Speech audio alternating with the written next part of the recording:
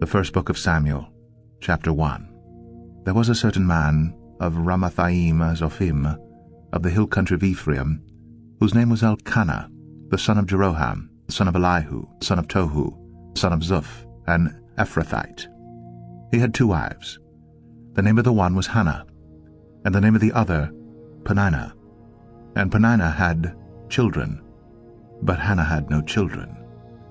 Now this man used to go up year by year from his city to worship and to sacrifice to the Lord of hosts at Shiloh, where the 2 sons of Eli, Hophni and Phinehas, were priests of the Lord. On the day when Elkanah sacrificed, he would give portions to Peninnah his wife, and to all her sons and daughters. But to Hannah he gave a double portion, because he loved her, though the Lord had closed her womb. And her rival used to provoke her grievously to irritate her, because the Lord had closed her womb. So it went on year by year. As often as she went up to the house of the Lord, she used to provoke her. Therefore Hannah wept, and would not eat. And Elkanah her husband said to her, Hannah, why do you weep, and why do you not eat? And why is your heart sad? Am I not more to you than 10 sons? After they had eaten and drunk in Shiloh, Hannah rose. Now Eli the priest was sitting on the seat beside the doorpost of the temple of the Lord. She was deeply distressed, and prayed to the Lord, and wept bitterly. And she vowed a vow, and said, O Lord of hosts, if you will indeed look on the affliction of your servant, and remember me, and not forget your servant, but will give to your servant a son, then I will give him to the Lord all the days of his life, and no razor shall touch his head. As she continued praying before the Lord, Eli observed her mouth. Hannah was speaking in her heart, only her lips moved, and her voice was not heard. Therefore Eli took her to be a drunken woman, and Eli said to her, How long will you go on being drunk? Put away your wine from you. But Hannah answered, No, my lord.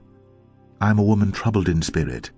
I have drunk neither wine nor strong drink, but I have been pouring out my soul before the Lord. Do not regard your servant as a worthless woman, for all along I have been speaking out of my great anxiety and vexation. Then Eli answered, Go in peace, and the God of Israel grant your petition that you have made to him. And she said, Let your servant find favor in your eyes. Then the woman went her way and ate, and her face was no longer sad. They rose early in the morning, and worshipped before the Lord. Then they went back to the house at Ramah, and Elkanah knew Hannah his wife, and the Lord remembered her. And in due time Hannah conceived, and bore a son, and she called his name Samuel, for she said, I have asked for him from the Lord. The man Elkanah and all his house went up to offer to the Lord the yearly sacrifice, and to pay his vow. But Hannah did not go up, for she said to her husband, As soon as the child is weaned, I will bring him, so that he may appear in the presence of the Lord and dwell there forever. Elkanah her husband said to her, Do what seems best to you. Wait until you have weaned him. Only may the Lord establish his word. So the woman remained, and nursed her son until she weaned him. And when she had weaned him, she took him up with her, along with a 3-year-old bull, an ephah of flour, and a skin of wine, and she brought him to the house of the Lord at Shiloh. And the child was young. Then they slaughtered the bull, and they brought the child to Eli. And she said, O my Lord, as you live, my Lord, I am the woman who was standing here in your presence praying to the Lord. For this child I prayed, and the Lord has granted me my petition that I made to him. Therefore I have lent him to the Lord. As long as he lives, he is lent to the Lord. And he worshipped the Lord there. 1 Samuel 2. And Hannah prayed and said, My heart exults in the Lord, my strength is exalted in the Lord. My mouth derides my enemies, because I rejoice in your salvation. There is none holy like the Lord. There is none besides you. There is no rock like our God. Talk no more so very proudly. Let not arrogance come from your mouth. For the Lord is a God of knowledge, and by him actions are weighed. The bows of the mighty are broken, but the feeble bind on strength. Those who were full have hired themselves out for bread, but those who were hungry have ceased to hunger. The barren has borne 7, but she who has many children is forlorn. The Lord kills and brings to life. He brings down to Sheol and raises up. The Lord makes poor and makes rich. He brings low and he exalts. He raises up the poor from the dust. He lifts the needy from the ash heap, to make them sit with princes and inherit a seat of honor. For the pillars of the earth are the Lord's, and on them he has set the world. He will guard the feet of his faithful ones, but the wicked shall be cut off in darkness, for not by might shall a man prevail. The adversaries of the Lord shall be broken to pieces. Against them he will thunder in heaven. The Lord will judge the ends of the earth. He will give strength to his king, and exalt the power of his anointed. Then Elkanah went home to Ramah, and the boy ministered to the Lord in the presence of Eli, the priest. Now the sons of Eli were worthless men. They did not know the Lord. The custom of the priests with the people was that when any man offered sacrifice, the priest's servant would come while the meat was boiling, with a 3-pronged fork in his hand, and he would thrust it into the pan or kettle or cauldron or pot. All that the fork brought up, the priest would take for himself. This is what they did at Shiloh to all the Israelites who came there. Moreover, before the fat was burned, the priest's servant would come and say to the man who was sacrificing, "Give meat for the priest to roast, for he will not accept boiled meat from you, but only raw." And if the man said to him, "Let them burn the fat first, and then take as much as you wish," he would say, "No, you must give it now, and if not, I will take it by force." Thus the sin of the young men was very great in the sight of the Lord, for the men treated the offering of the Lord with contempt. Samuel was ministering before the Lord, a boy clothed with a linen ephod, and his mother used to make for him a little robe and take it to him each year when she went up with her husband to offer the yearly sacrifice. Then Eli would bless Elkanah and his wife, and say, "May the Lord give you children by this woman, for the petition she asked of the Lord." So then they would return to their home. Indeed, the Lord visited Hannah, and she conceived and bore 3 sons and 2 daughters. And the young man Samuel grew in the presence of the Lord. Now Eli was very old, and he kept hearing all that his sons were doing to all Israel, and how they lay with the women who were serving at the entrance to the tent of meeting. And he said to them, "Why do you do such things? For I hear of your evil dealings from all the people. No, my sons, it is no good report that I hear the people of the Lord spreading abroad. If someone sins against a man, God will mediate for him. But if someone sins against the Lord, who can intercede for him?" But they would not listen to the voice of their father, for it was the will of the Lord to put them to death. Now the young man Samuel continued to grow both in stature and in favor with the Lord, and also with man. And there came a man of God to Eli, and said to him, "Thus the Lord has said, Did I indeed reveal myself to the house of your father when they were in Egypt, subject to the house of Pharaoh? Did I choose him out of all the tribes of Israel to be my priest, to go up to my altar, to burn incense, to wear an ephod before me? I gave to the house of your father all my offerings by fire from the people of Israel. Why then do you scorn my sacrifices and my offerings that I commanded, and honor your sons above me by fattening yourselves on the choicest parts of every offering of my people Israel. Therefore the Lord, the God of Israel, declares, I promised that your house and the house of your fathers should go in and out before me forever.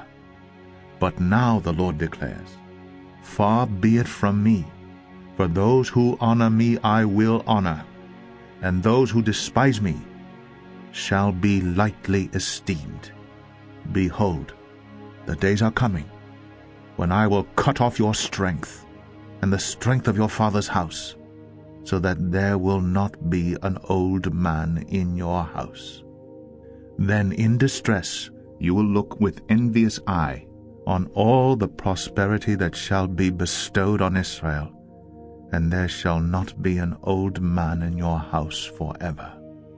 The only one of you whom I shall not cut off from my altar shall be spared to weep his eyes out, to grieve his heart.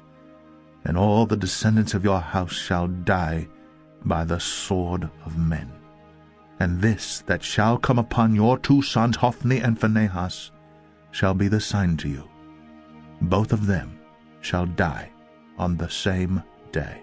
And I will raise up for myself a faithful priest, who shall do according to what is in my heart and in my mind. And I will build him a sure house, and he shall go in and out before my anointed forever. And everyone who is left in your house shall come to implore him for a piece of silver or a loaf of bread, and shall say, Please put me in one of the priest's places, that I may eat a morsel of bread. 1 Samuel 3. Now the young man Samuel was ministering to the Lord under Eli. And the word of the Lord was rare in those days. There was no frequent vision.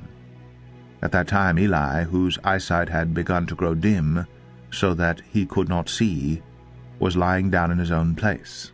The lamp of God had not yet gone out, and Samuel was lying down in the temple of the Lord, where the ark of God was. Then the Lord called to Samuel, and he said, Here I am, and ran to Eli, and said, Here I am, for you called me. But he said, I did not call. Lie down again. So he went and lay down. And the Lord called again, Samuel. And Samuel rose and went to Eli and said, Here I am, for you called me. But he said, I did not call, my son. Lie down again. Now Samuel did not yet know the Lord, and the word of the Lord had not yet been revealed to him. And the Lord called Samuel again the 3rd time, and he rose and went to Eli and said, Here I am, for you called me. Then Eli perceived that the Lord was calling the young man. Therefore Eli said to Samuel, Go, lie down, and if he calls you, you shall say, Speak, Lord, for your servant hears. So Samuel went and lay down in his place. And the Lord came and stood, calling as at other times, Samuel, Samuel. And Samuel said, Speak, for your servant hears. Then the Lord said to Samuel, Behold, I am about to do a thing in Israel, at which the 2 ears of every one who hears it will tingle. On that day I will fulfill against Eli all that I have spoken concerning his house, from beginning to end. And I declare to him that I am about to punish his house forever, for the iniquity that he knew, because his sons were blaspheming God, and he did not restrain them. Therefore I swear to the house of Eli, that the iniquity of Eli's house shall not be atoned for by sacrifice or offering forever. Samuel lay until morning. Then he opened the doors of the house of the Lord, and Samuel was afraid to tell the vision to Eli. But Eli called Samuel and said, Samuel, my son. And he said, Here I am. And Eli said, What was it that he told you? Do not hide it from me. May God do so to you, and more also, if you hide anything from me of all that he told you. So Samuel told him everything, and hid nothing from him. And he said, It is the Lord. Let him do what seems good to him. And Samuel grew, and the Lord was with him, and let none of his words fall to the ground. And all Israel from Dan to Beersheba knew that Samuel was established as a prophet of the Lord. And the Lord appeared again at Shiloh, for the Lord revealed himself to Samuel at Shiloh by the word of the Lord. 1 Samuel 4. And the word of Samuel came to all Israel. Now Israel went out to battle against the Philistines. They encamped at Ebenezer, and the Philistines encamped at Aphek. The Philistines drew up in line against Israel, and when the battle spread, Israel was defeated by the Philistines, who killed about 4,000 men on the field of battle. And when the troops came to the camp, the elders of Israel said, "Why has the Lord defeated us today before the Philistines? Let us bring the ark of the covenant of the Lord here from Shiloh, that it may come among us and save us from the power of our enemies." So the people sent to Shiloh, and brought from there the ark of the covenant of the Lord of hosts, who is enthroned on the cherubim. And the two sons of Eli, Hophni and Phinehas, were there with the ark of the covenant of God. As soon as the ark of the covenant of the Lord came into the camp, all Israel gave a mighty shout, so that the earth resounded. And when the Philistines heard the noise of the shouting, they said, "What does this great shouting in the camp of the Hebrews mean?" And when they learned that the ark of the Lord had come to the camp, the Philistines were afraid, for they said, "A god has come into the camp." And they said, "Woe to us! For nothing like this has happened before. Woe to us! Who can deliver us from the power of these mighty gods? These are the gods who struck the Egyptians with every sort of plague in the wilderness. Take courage and be men, O Philistines, lest you become slaves to the Hebrews, as they have been to you. Be men and fight." So the Philistines fought, and Israel was defeated, and they fled, every man to his home. And there was a very great slaughter, for there fell of Israel 30,000 foot soldiers. And the ark of God was captured, and the two sons of Eli, Hophni and Phinehas, died. A man of Benjamin ran from the battle line and came to Shiloh the same day, with his clothes torn and with dirt on his head. When he arrived, Eli was sitting on his seat by the road watching, for his heart trembled for the ark of God. And when the man came into the city and told the news, all the city cried out. When Eli heard the sound of the outcry, he said, "What is this uproar?" Then the man hurried and came and told Eli. Now Eli was 98 years old, and his eyes were set so that he could not see. And the man said to Eli, "I am he who has come from the battle. I fled from the battle today." And he said, "How did it go, my son?" He who brought the news answered and said, "Israel has fled before the Philistines, and there has also been a great defeat among the people.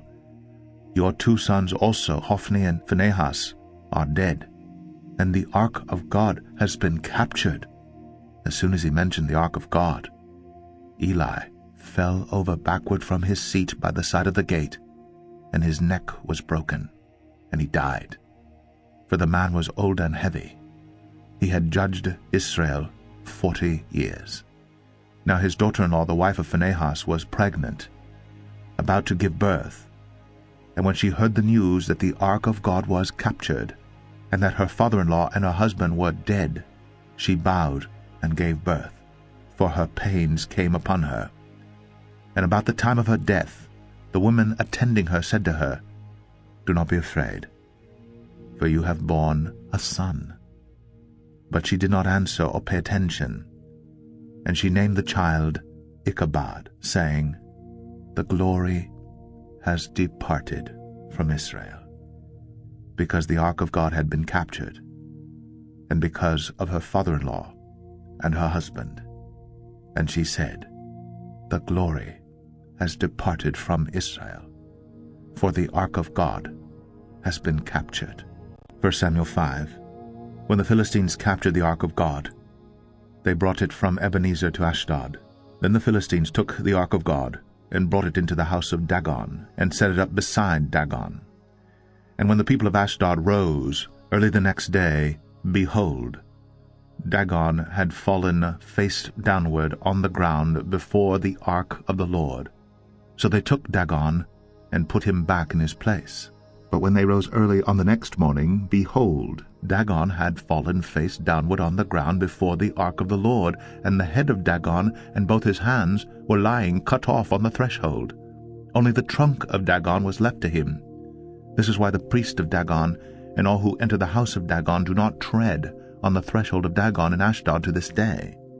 The hand of the Lord was heavy against the people of Ashdod, and he terrified and afflicted them with tumors, both Ashdod and its territory.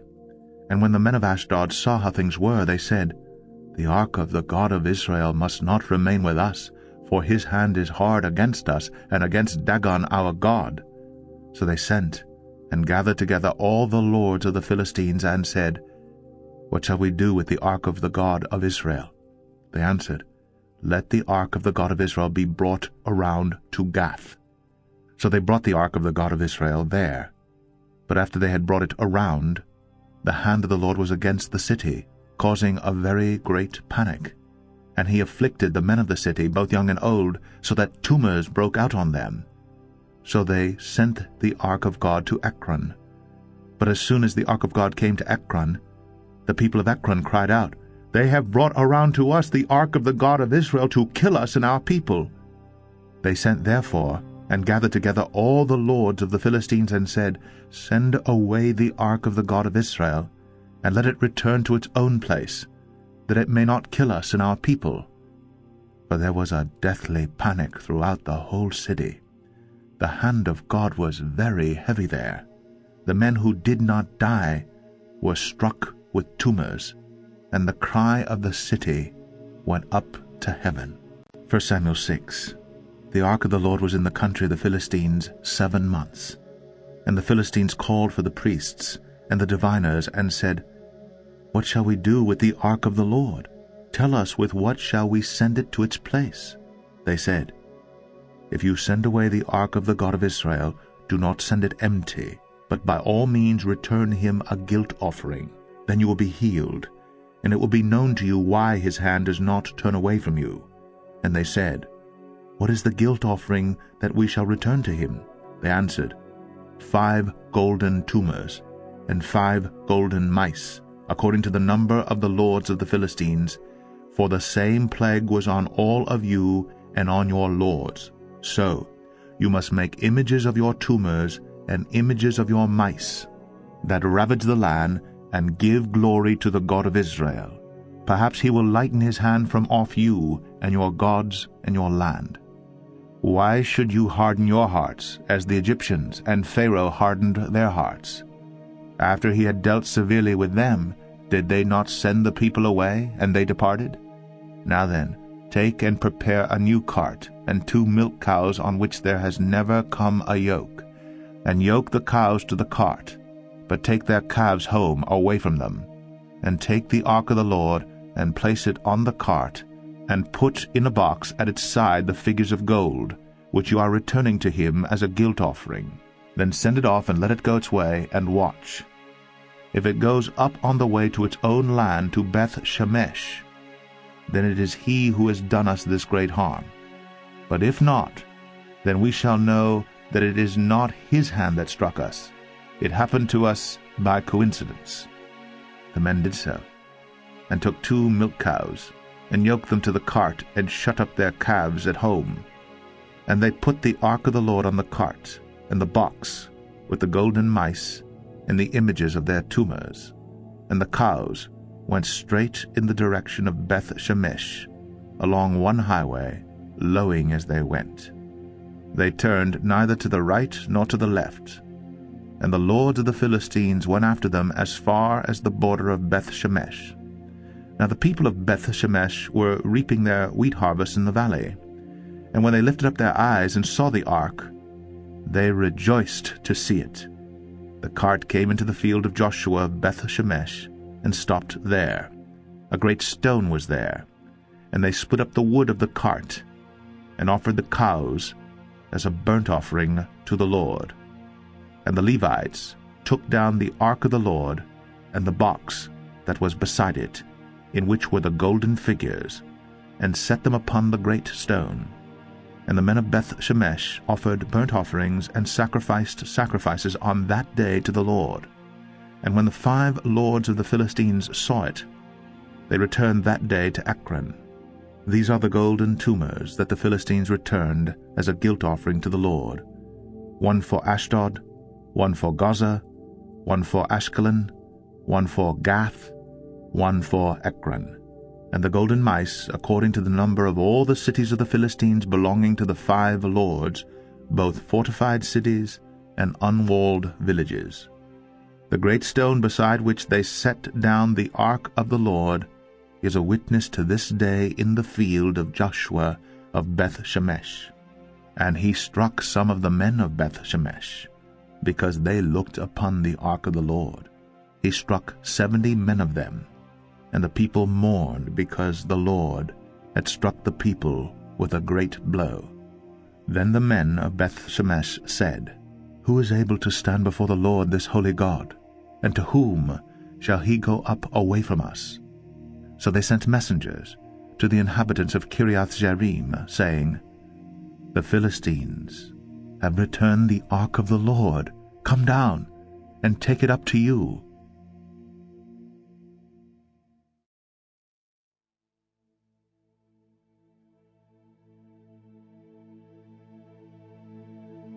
First Samuel 7. And the men of Kiriath-Jearim came and took up the ark of the Lord and brought it to the house of Amminadab on the hill. And they consecrated his son Eleazar to have charge of the ark of the Lord. From the day that the ark was lodged at Kiriath-Jearim, a long time past, some 20 years. And all the house of Israel lamented after the Lord. And Samuel said to all the house of Israel, If you are returning to the Lord with all your heart, then put away the foreign gods and the Ashtaroth from among you, and direct your heart to the Lord, and serve him only, and he will deliver you out of the hand of the Philistines. So the people of Israel put away the Baals and the Ashtaroths, and they served the Lord only. Then Samuel said, Gather all Israel at Mizpah, and I will pray to the Lord for you.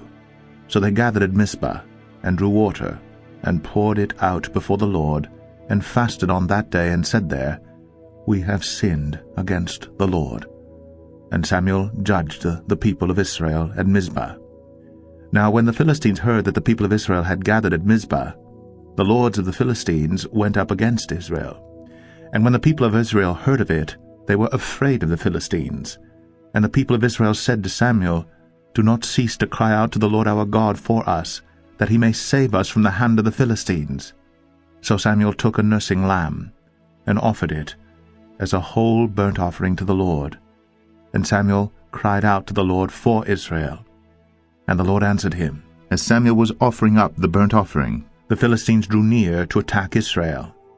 But the Lord thundered with a mighty sound that day against the Philistines, and threw them into confusion, and they were routed before Israel. And the men of Israel went out from Mizpah, and pursued the Philistines, and struck them, as far as below Bethkar.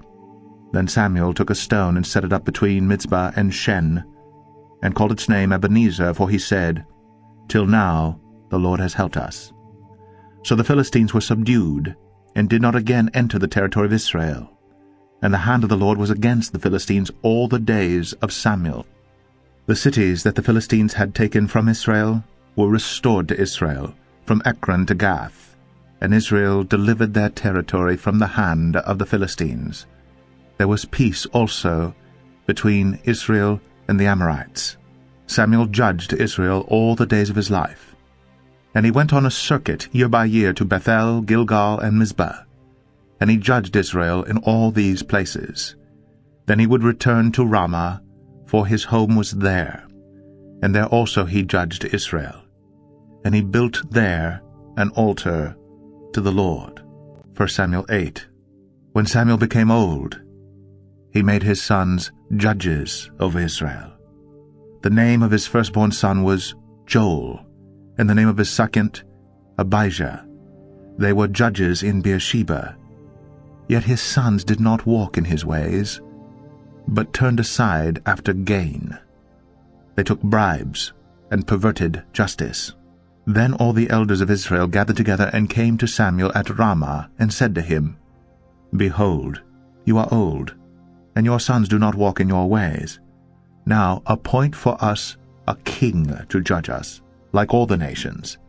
But the thing displeased Samuel when they said, Give us a king to judge us. And Samuel prayed to the Lord. And the Lord said to Samuel, Obey the voice of the people in all that they say to you. For they have not rejected you, but they have rejected me from being king over them, according to all the deeds that they have done from the day I brought them up out of Egypt even to this day, forsaking me and serving other gods. So they are also doing to you. Now then, obey their voice. Only you shall solemnly warn them and show them the ways of the king, who shall reign over them. So Samuel told all the words of the Lord to the people who were asking for a king from him. He said, These will be the ways of the king who will reign over you. He will take your sons and appoint them to his chariots, and to be his horsemen, and to run before his chariots. And he will appoint for himself commanders of thousands and commanders of fifties, and some to plow his ground and to reap his harvest, and to make his implements of war and the equipment of his chariots. He will take your daughters to be perfumers and cooks and bakers. He will take the best of your fields and vineyards and olive orchards and give them to his servants. He will take the tenth of your grain and of your vineyards and give it to his officers and to his servants. He will take your male servants and female servants and the best of your young men and your donkeys and put them to his work. He will take the tenth of your flocks, and you shall be his slaves. And in that day you will cry out because of your king, whom you have chosen for yourselves. But the Lord will not answer you in that day. But the people refused to obey the voice of Samuel, and they said, No, but there shall be a king over us, that we also may be like all the nations, and that our king may judge us and go out before us and fight our battles. And when Samuel had heard all the words of the people, he repeated them in the ears of the Lord. And the Lord said to Samuel, Obey their voice, and make them a king. Samuel then said to the men of Israel, Go, every man to his city. 1 Samuel 9. There was a man of Benjamin, whose name was Kish, the son of Abiel, son of Zeror, son of Bechorath, son of Aphiah, a Benjaminite, a man of wealth. And he had a son whose name was Saul, a handsome young man. There was not a man among the people of Israel more handsome than he. From his shoulders upward he was taller than any of the people. Now the donkeys of Kish, Saul's father, were lost. So Kish said to Saul his son, Take one of the young men with you, and arise, go and look for the donkeys. And he passed through the hill country of Ephraim, and passed through the land of Shalisha. But they did not find them. And they passed through the land of Shaalim, but they were not there. Then they passed through the land of Benjamin, but did not find them. When they came to the land of Zuph, Saul said to his servant who was with him, Come, let us go back, lest my father cease to care about the donkeys, and become anxious about us. But he said to him, Behold, there is a man of God in this city, and he is a man who is held in honor. All that he says comes true. So now let us go there. Perhaps he can tell us the way we should go. Then Saul said to his servant, But if we go, what can we bring the man? For the bread in our sacks is gone, and there is no present to bring to the man of God. What do we have? The servant answered Saul again, Here, I have with me 1/4 shekel of silver, and I will give it to the man of God to tell us our way. Formerly in Israel, when a man went to inquire of God, he said, Come, let us go to the seer. For today's prophet was formerly called a seer. And Saul said to his servant, Well said, come, let us go. So they went to the city where the man of God was. As they went up to the hill to the city, they met young women coming out to draw water, and said to them, Is the seer here? They answered, He is. Behold, he is just ahead of you. Hurry. He has come just now to the city because the people have sacrificed today on the high place. As soon as you enter the city you will find him, before he goes up to the high place to eat. for the people will not eat till he comes, since he must bless the sacrifice. Afterward, those who are invited will eat. Now go up, for you will meet him immediately." So they went up to the city. As they were entering the city, they saw Samuel coming out toward them on his way up to the high place. Now the day before Saul came, the Lord had revealed to Samuel, "Tomorrow about this time I will send to you a man from the land of Benjamin, and you shall anoint him to be prince over my people Israel. He shall save my people from the hand of the Philistines, for I have seen my people, because their cry has come to me." When Samuel saw Saul, the Lord told him, "Here is the man of whom I spoke to you. He it is who shall restrain my people." Then Saul approached Samuel in the gate and said, "Tell me, where is the house of the seer?" Samuel answered Saul, "I am the seer. Go up before me to the high place. For today you shall eat with me, and in the morning I will let you go, and will tell you all that is on your mind. As for your donkeys that were lost 3 days ago, do not set your mind on them, for they have been found. And for whom is all that is desirable in Israel? Is it not for you, and for all your father's house?" Saul answered, "Am I not a Benjaminite, from the least of the tribes of Israel? And is not my clan the humblest of all the clans of the tribe of Benjamin? Why then have you spoken to me in this way?" Then Samuel took Saul and his young man, and brought them into the hall, and gave them a place at the head of those who had been invited, who were about 30 persons. And Samuel said to the cook, "Bring the portion I gave you, of which I said to you, put it aside." So the cook took up the leg, and what was on it, and set them before Saul.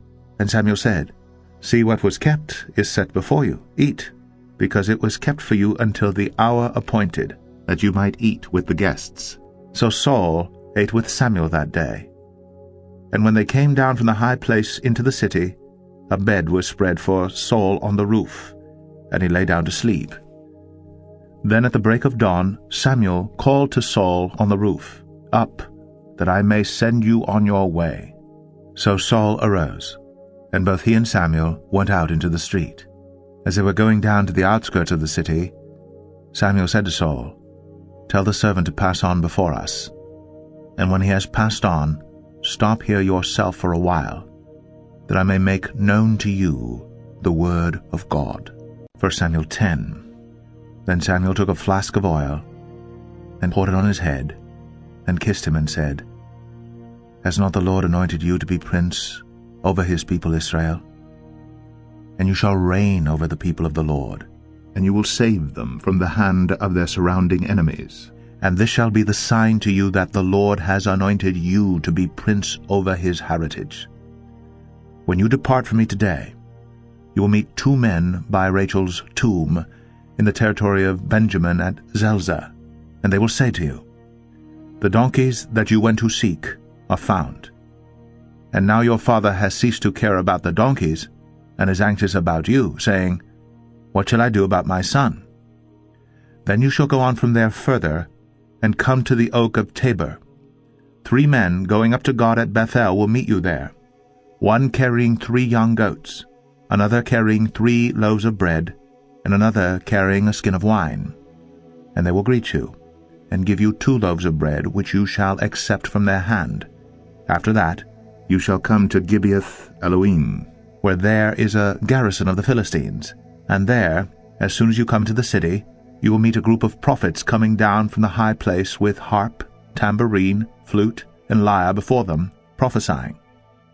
Then the Spirit of the Lord will rush upon you, and you will prophesy with them, and be turned into another man. Now when these signs meet you, do what your hand finds to do, for God is with you. Then go down before me to Gilgal, and behold, I am coming to you to offer burnt offerings and to sacrifice peace offerings. 7 days you shall wait, until I come to you and show you what you shall do." When he turned his back to leave Samuel, God gave him another heart. And all these signs came to pass that day. When they came to Gibeah, behold, a group of prophets met him, and the Spirit of God rushed upon him, and he prophesied among them. And when all who knew him previously saw how he prophesied with the prophets, the people said to one another, "What has come over the son of Kish? Is Saul also among the prophets?" And a man of the place answered, "And who is their father?" Therefore it became a proverb, "Is Saul also among the prophets?" When he had finished prophesying, he came to the high place. Saul's uncle said to him and to his servant, "Where did you go?" And he said, "To seek the donkeys. And when he saw they were not to be found, we went to Samuel." And Saul's uncle said, "Please tell me what Samuel said to you." And Saul said to his uncle, "He told us plainly that the donkeys had been found. But about the matter of the kingdom of which Samuel had spoken, he did not tell him anything." Now Samuel called the people together to the Lord at Mizpah, and he said to the people of Israel, "Thus says the Lord, the God of Israel, I brought up Israel out of Egypt, and I delivered you from the hand of the Egyptians, and from the hand of all the kingdoms that were oppressing you. But today you have rejected your God, who saves you from all your calamities and your distresses, and you have said to him, 'Set a king over us.' Now therefore present yourselves before the Lord by your tribes and by your thousands." Then Samuel brought all the tribes of Israel near, and the tribe of Benjamin was taken by lot. He brought the tribe of Benjamin near by its clans, and the clan of the Matrites was taken by lot. And Saul the son of Kish was taken by lot. But when they sought him, he could not be found. So they inquired again of the Lord, "Is there a man still to come?" And the Lord said, "Behold, he has hidden himself among the baggage." Then they ran and took him from there.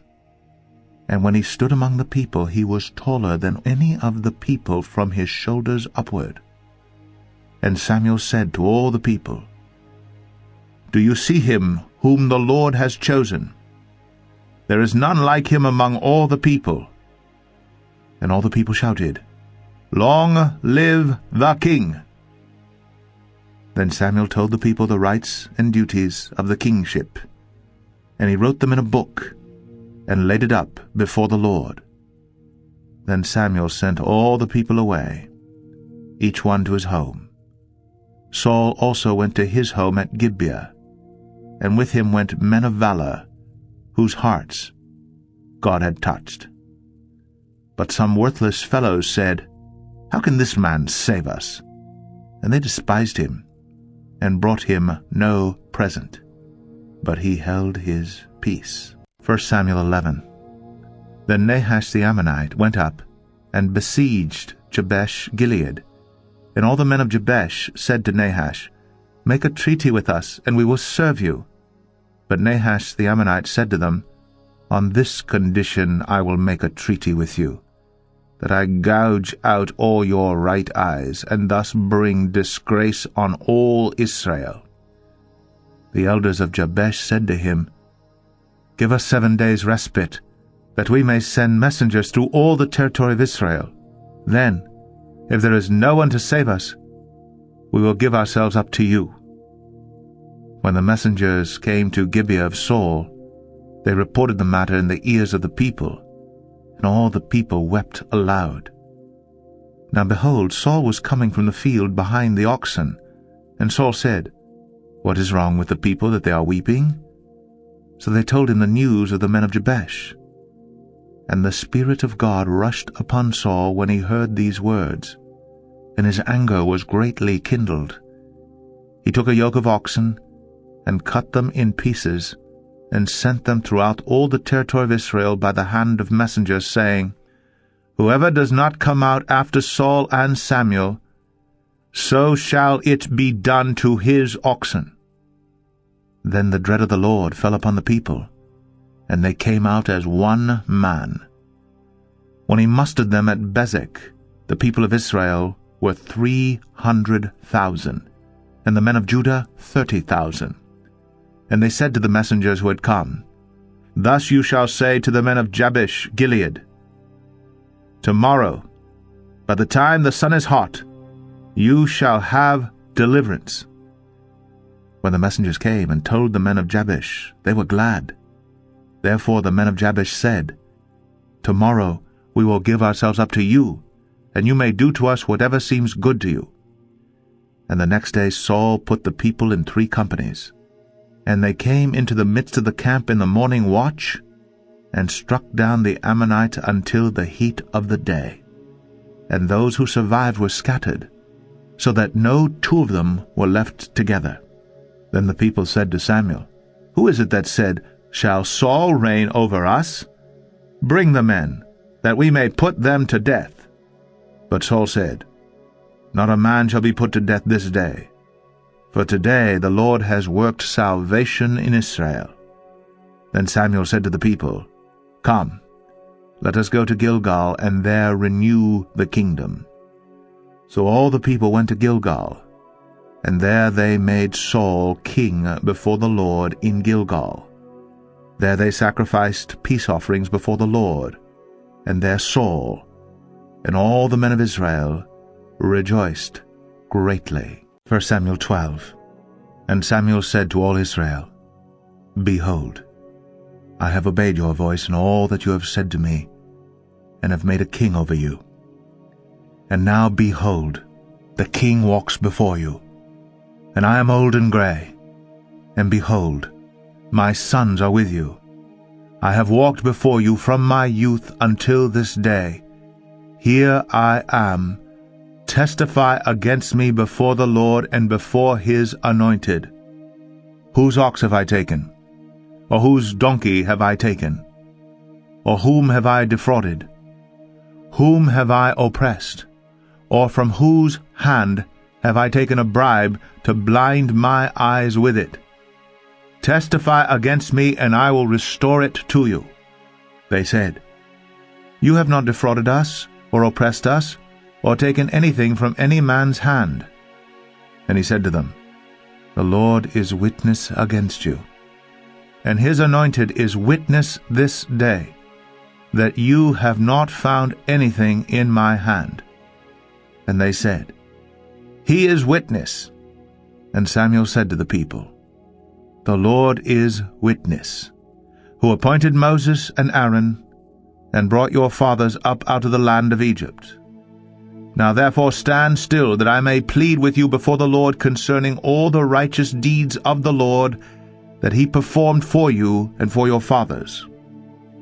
When Jacob went into Egypt, and the Egyptians oppressed them, then your fathers cried out to the Lord, and the Lord sent Moses and Aaron, who brought your fathers out of Egypt, and made them dwell in this place. But they forgot the Lord their God, and he sold them into the hand of Sisera, commander of the army of Hazor, and into the hand of the Philistines, and into the hand of the king of Moab, and they fought against them. And they cried out to the Lord and said, We have sinned, because we have forsaken the Lord, and have served the Baals and the Ashtoreths. But now deliver us out of the hand of our enemies, that we may serve you. And the Lord sent Jerubbaal, and Barak, and Jephthah, and Samuel, and delivered you out of the hand of your enemies on every side, and you lived in safety. And when you saw that Nahash the king of the Ammonites came against you, you said to me, No, but a king shall reign over us, when the Lord your God was your king. And now behold the king whom you have chosen, for whom you have asked, behold, the Lord has set a king over you. If you will fear the Lord, and serve him, and obey his voice, and not rebel against the commandment of the Lord, and if both you and the king who reigns over you will follow the Lord your God, it will be well. But if you will not obey the voice of the Lord, but rebel against the commandment of the Lord, then the hand of the Lord will be against you and your king. Now therefore stand still and see this great thing that the Lord will do before your eyes. Is it not wheat harvest today? I will call upon the Lord, that he may send thunder and rain. And you shall know and see that your wickedness is great, what you have done in the sight of the Lord, in asking for yourselves a king." So Samuel called upon the Lord, and the Lord sent thunder and rain that day, and all the people greatly feared the Lord and Samuel. And all the people said to Samuel, "Pray for your servants to the Lord your God, that we may not die. For we have added to all our sins this evil, to ask for ourselves a king." And Samuel said to the people, "Do not be afraid. You have done all this evil. Yet do not turn aside from following the Lord, but serve the Lord with all your heart. And do not turn aside after empty things that cannot profit or deliver, for they are empty. For the Lord will not forsake his people, for his great name's sake, because it has pleased the Lord to make you a people for himself.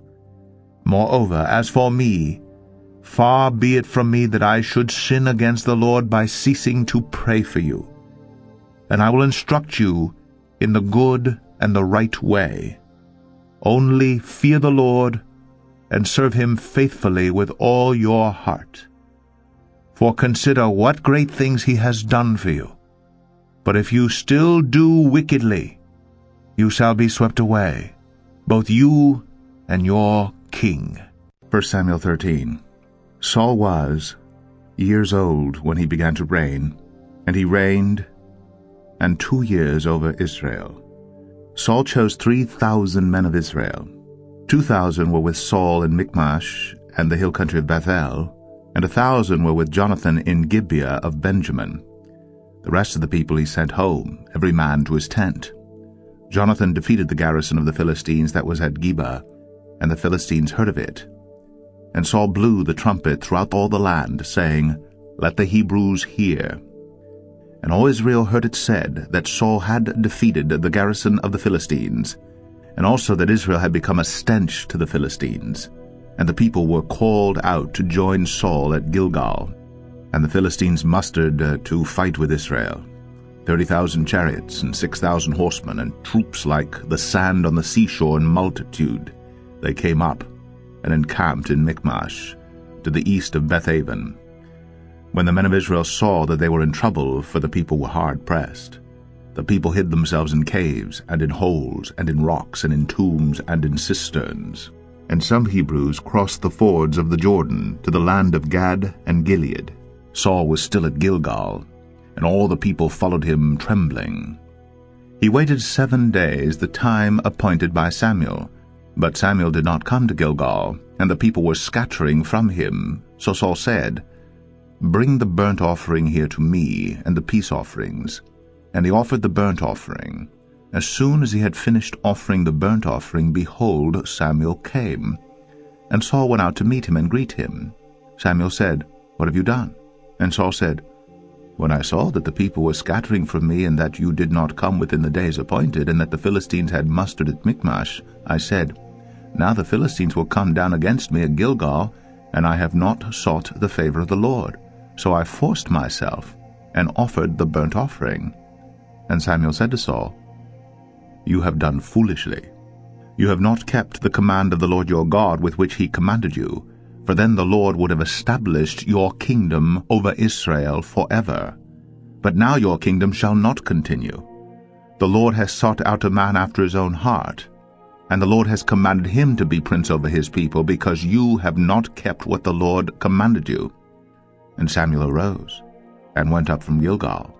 The rest of the people went up after Saul to meet the army. They went up from Gilgal to Gibeah of Benjamin. And Saul numbered the people who were present with him, about 600 men. And Saul and Jonathan his son, and the people who were present with them, stayed in Gibeah of Benjamin, but the Philistines encamped in Michmash. And raiders came out of the camp of the Philistines in 3 companies. One company turned toward Ophrah, the land of Shual, another company turned toward Beth-horon, and another company turned toward the border that looks down on the valley of Zeboim, toward the wilderness. Now there was no blacksmith to be found throughout all the land of Israel, for the Philistines said, "Lest the Hebrews make themselves swords or spears." But every one of the Israelites went down to the Philistines to sharpen his plowshare, his mattock, his axe, or his sickle. And the charge was 2/3 of a shekel for the plowshares and for the mattocks, and 1/3 of a shekel for sharpening the axes and for setting the goads. So on the day of battle there was neither sword nor spear found in the hand of any of the people with Saul and Jonathan, but Saul and Jonathan his son had them. And the garrison of the Philistines went out to the pass of Michmash. 1 Samuel 14. One day Jonathan the son of Saul said to the young man who carried his armor, "Come, let's go over to the Philistine garrison on the other side." But he did not tell his father. Saul was staying in the outskirts of Gibeah, in the pomegranate cave at Migron. The people who were with him were about 600 men, including Abijah the son of Ahitub, Ichabod's brother, son of Phinehas, son of Eli, the priest of the Lord in Shiloh, wearing an ephod. And the people did not know that Jonathan had gone. Within the passes by which Jonathan sought to go over to the Philistine garrison, there was a rocky crag on the one side and a rocky crag on the other side. The name of the one was Bozez, and the name of the other was Sinai. The one crag rose on the north in front of Michmash, and the other on the south in front of Geba. Jonathan said to the young man who carried his armor, "Come, let's go over to the garrison of these uncircumcised. It may be that the Lord will work for us, for nothing can hinder the Lord from saving by many or by few." And his armor-bearer said to him, "Do all that is in your heart, do as you wish. Behold, I am with you, heart and soul." Then Jonathan said, "Behold, we will cross over to the men, and we will show ourselves to them. If they say to us, 'Wait until we come to you,' then we will stand still in our place, and we will not go up to them. But if they say, 'Come up to us,' then we will go up, for the Lord has given them into our hand, and this shall be the sign to us." So both of them showed themselves to the garrison of the Philistines, and the Philistines said, "Look, Hebrews are coming out of the holes where they have hidden themselves." And the men of the garrison hailed Jonathan and his armor-bearer, and said, "Come up to us, and we will show you a thing." And Jonathan said to his armor-bearer, "Come up after me, for the Lord has given them into the hand of Israel." Then Jonathan climbed up on his hands and feet, and his armor-bearer after him. And they fell before Jonathan, and his armor-bearer killed them after him. And that first strike, which Jonathan and his armor-bearer made, killed about 20 men, within, as it were, a half a furrow's length in an acre of land. And there was a panic in the camp, in the field, and among all the people. The garrison and even the raiders trembled, the earth quaked, and it became a very great panic. And the watchmen of Saul and Gibeah of Benjamin looked, and behold, the multitude was dispersing here and there. Then Saul said to the people who were with him, "Count and see who has gone from us." And when they had counted, behold, Jonathan and his armor-bearer were not there. So Saul said to Ahijah, "Bring the ark of God here." For the ark of God went at that time with the people of Israel. Now while Saul was talking to the priests, the tumult in the camp of the Philistines increased more and more. So Saul said to the priest, "Withdraw your hand." Then Saul and all the people who were with him rallied and went into the battle. And behold, every Philistine's sword was against his fellow, and there was very great confusion. Now the Hebrews who had been with the Philistines before that time, and had gone up with them into the camp, even they also turned to be with the Israelites who were with Saul and Jonathan. Likewise, when all the men of Israel who had hidden themselves in the hill country of Ephraim heard that the Philistines were fleeing, they too followed hard after them in the battle. So the Lord saved Israel that day, and the battle passed beyond Bethaven. And the men of Israel had been hard pressed that day. So Saul had laid an oath on the people, saying, "Cursed be the man who eats food until it is evening, and I am avenged of my enemies." So none of the people had tasted food. Now when all the people came to the forest, behold, there was honey on the ground. And when the people entered the forest, behold, the honey was dropping. But no one put his hand to his mouth, for the people feared the oath. But Jonathan had not heard his father charge the people with the oath. So he put out the tip of the staff that was in his hand, and dipped it in the honeycomb, and put his hand to his mouth. And his eyes became bright. Then one of the people said, "Your father strictly charged the people with an oath, saying, 'Cursed be the man who eats food this day.'" And the people were faint. Then Jonathan said, "My father has troubled the land. See how my eyes have become bright, because I tasted a little of this honey? How much better if the people had eaten freely today of the spoils of their enemies that they found. For now the defeat among the Philistines has not been great. They struck down the Philistines that day from Michmash to Aijalon, and the people were very faint. The people pounced on the spoil, and took sheep and oxen and calves, and slaughtered them on the ground. And the people ate them with the blood. Then they told Saul, Behold, the people are sinning against the Lord by eating with the blood. And he said, You have dealt treacherously. Roll a great stone to me here. And Saul said, Disperse yourselves among the people, and say to them, Let every man bring his ox or sheep, and slaughter them here and eat, and do not sin against the Lord by eating with the blood. So every one of the people brought his ox with him that night, and they slaughtered them there. And Saul built an altar to the Lord.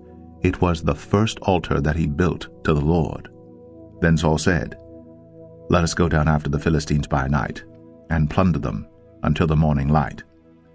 Let us not leave a man of them. And they said, Do whatever seems good to you. But the priest said, Let us draw near to God here. And Saul inquired of God, Shall I go down after the Philistines? Will you give them into the hand of Israel? But he did not answer him that day. And Saul said, Come here, all you leaders of the people, and know and see how this sin has arisen today. For as the Lord lives who saves Israel, though it be in Jonathan my son, he shall surely die. But there was not a man among all the people who answered him. Then he said to all Israel, You shall be on one side, and I and Jonathan my son will be on the other side. And the people said to Saul, Do what seems good to you. Therefore Saul said, O Lord God of Israel, why have you not answered your servant this day? If this guilt is in me or in Jonathan my son, O Lord God of Israel, give Urim. But if this guilt is in your people Israel, give Thummim. And Jonathan and Saul were taken, but the people escaped. Then Saul said, Cast the lot between me and my son Jonathan. And Jonathan was taken. Then Saul said to Jonathan, Tell me what you have done. And Jonathan told him, I tasted a little honey with the tip of the staff that was in my hand. Here I am. I will die. And Saul said, God do so to me, and more also. You shall surely die, Jonathan. Then the people said to Saul, Shall Jonathan die, who has worked this great salvation in Israel? Far from it. As the Lord lives, there shall not one hair of his head fall to the ground, for he has worked with God this day. So the people ransomed Jonathan, so that he did not die. Then Saul went up from pursuing the Philistines, and the Philistines went to their own place. When Saul had taken the kingship over Israel, he fought against all his enemies on every side, against Moab, against the Ammonites, against Edom, against the king of Zobah, and against the Philistines. Wherever he turned, he routed them. And he did valiantly, and struck the Amalekites, and delivered Israel out of the hands of those who plundered them. Now the sons of Saul were Jonathan, Ishvi, and Malchishua. And the names of his 2 daughters were these. The name of the firstborn was Merab, and the name of the younger was Michal. And the name of Saul's wife was Ahinoam, the daughter of Ahimaaz. And the name of the commander of his army was Abner, the son of Ner, Saul's uncle. Kish was the father of Saul, and Ner, the father of Abner, was the son of Abiel. There was hard fighting against the Philistines all the days of Saul. And when Saul saw any strong man or any valiant man, he attached him to himself. 1 Samuel 15. And Samuel said to Saul, The Lord sent me to anoint you king over his people Israel. Now therefore listen to the words of the Lord. Thus says the Lord of hosts, I have noted what Amalek did to Israel in opposing them on the way when they came up out of Egypt. Now go, and strike Amalek, and devote to destruction all that they have. Do not spare them, but kill both man and woman, child and infant, ox and sheep, camel and donkey. So Saul summoned the people, and numbered them in Telaim, 200,000 men on foot. and 10,000 men of Judah. And Saul came to the city of Amalek, and lay in wait in the valley. Then Saul said to the Kenites, Go, depart, go down from among the Amalekites, lest I destroy you with them. For you showed kindness to all the people of Israel when they came up out of Egypt. So the Kenites departed from among the Amalekites. And Saul defeated the Amalekites from Havilah as far as Shur, which is east of Egypt. And he took Agag, the king of the Amalekites, alive, and devoted to destruction all the people with the edge of the sword. But Saul and the people spared Agag, and the best of the sheep, and of the oxen, and of the fattened calves, and the lambs, and all that was good, and would not utterly destroy them. All that was despised and worthless they devoted to destruction. The word of the Lord came to Samuel, I regret that I have made Saul king, for he has turned back from following me, and has not performed my commandments. And Samuel was angry, and he cried to the Lord all night. And Samuel rose early to meet Saul in the morning. And it was told Samuel, Saul came to Carmel, and behold, he set up a monument for himself, and turned and passed on, and went down to Gilgal. And Samuel came to Saul, and Saul said to him, Blessed be you to the Lord, I have performed the commandment of the Lord. And Samuel said, What then is this bleating of the sheep in my ears, and the lowing of the oxen that I hear? Saul said, They have brought them from the Amalekites, for the people spared the best of the sheep and of the oxen to sacrifice to the Lord your God, and the rest we have devoted to destruction. Then Samuel said to Saul, Stop! I will tell you what the Lord said to me this night. And he said to him, Speak. And Samuel said, Though you are little in your own eyes, are you not the head of the tribes of Israel? The Lord anointed you king over Israel. And the Lord sent you on a mission and said, Go, devote to destruction the sinners, the Amalekites, and fight against them until they are consumed. Why then did you not obey the voice of the Lord?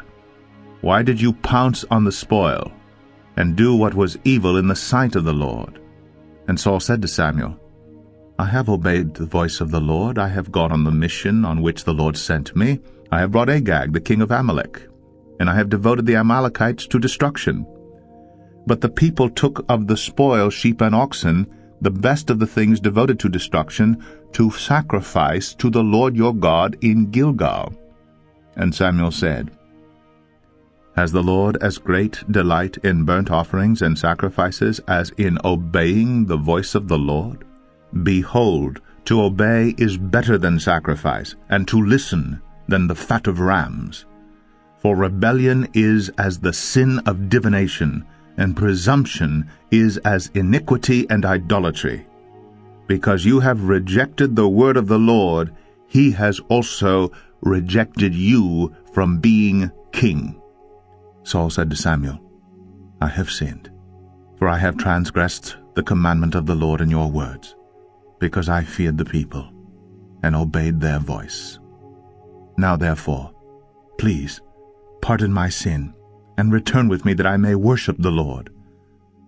And Samuel said to Saul, I will not return with you, for you have rejected the word of the Lord, and the Lord has rejected you from being king over Israel. As Samuel turned to go away, Saul seized the skirt of his robe, and it tore. And Samuel said to him, The Lord has torn the kingdom of Israel from you this day, and has given it to a neighbor of yours, who is better than you. And also the glory of Israel will not lie or have regret. For he is not a man, that he should have regret. Then he said, I have sinned. Yet honor me now before the elders of my people and before Israel, and return with me that I may bow before the Lord your God. So Samuel turned back after Saul, and Saul bowed before the Lord. Then Samuel said, Bring here to me Agag, the king of the Amalekites. And Agag came to him cheerfully. Agag said, Surely the bitterness of death is past. And Samuel said, As your sword has made women childless, so shall your mother be childless among women. And Samuel hacked Agag to pieces before the Lord in Gilgal. Then Samuel went to Ramah, and Saul went up to his house in Gibeah of Saul. And Samuel did not see Saul again until the day of his death. But Samuel grieved over Saul, and the Lord regretted that he had made Saul king over Israel. 1 Samuel 16. The Lord said to Samuel, How long will you grieve over Saul, since I have rejected him from being king over Israel? Fill your horn with oil and go.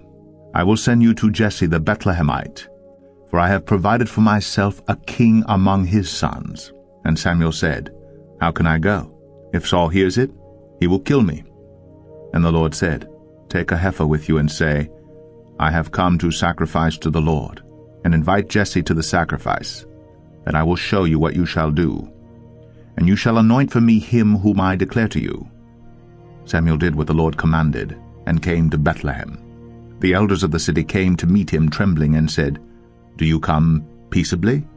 And he said, Peaceably, I have come to sacrifice to the Lord. Consecrate yourselves, and come with me to the sacrifice. And he consecrated Jesse and his sons, and invited them to the sacrifice. When they came, he looked on Eliab and thought, Surely the Lord's anointed is before him. But the Lord said to Samuel, Do not look on his appearance or on the height of his stature, because I have rejected him. For the Lord sees not as man sees. Man looks on the outward appearance, but the Lord looks on the heart. Then Jesse called Amminadab and made him pass before Samuel, and he said, Neither has the Lord chosen this one. Then Jesse made Shammah pass by, and he said, Neither has the Lord chosen this one. And Jesse made 7 of his sons pass before Samuel. And Samuel said to Jesse, The Lord has not chosen these. Then Samuel said to Jesse, Are all your sons here? And he said, There remains yet the youngest, but behold, he is keeping the sheep. And Samuel said to Jesse, Send and get him, for we will not sit down until he comes here. And he sent and brought him in. Now he was ruddy and had beautiful eyes, and was handsome. And the Lord said, Arise, anoint him, for this is he. Then Samuel took the horn of oil, and anointed him in the midst of his brothers. And the Spirit of the Lord rushed upon David from that day forward. And Samuel rose up and went to Ramah. Now the Spirit of the Lord departed from Saul, and an evil spirit from the Lord tormented him. And Saul's servants said to him, Behold, now, an evil spirit from God is tormenting you. Let our Lord now command your servants who are before you to seek out a man who is skillful in playing the lyre. And when the evil spirit from God is upon you, he will play it, and you will be well. So Saul said to his servants, Provide for me a man who can play well, and bring him to me. One of the young men answered, Behold, I have seen a son of Jesse the Bethlehemite, who is skillful in playing, a man of valor, a man of war, prudent in speech, and a man of good presence, and the Lord is with him. Therefore Saul sent messengers to Jesse and said, Send me David your son, who is with the sheep. And Jesse took a donkey laden with bread, and a skin of wine, and a young goat, and sent them by David, his son, to Saul. And David came to Saul, and entered his service. And Saul loved him greatly, and he became his armor-bearer. And Saul sent to Jesse, saying, Let David remain in my service, for he has found favor in my sight.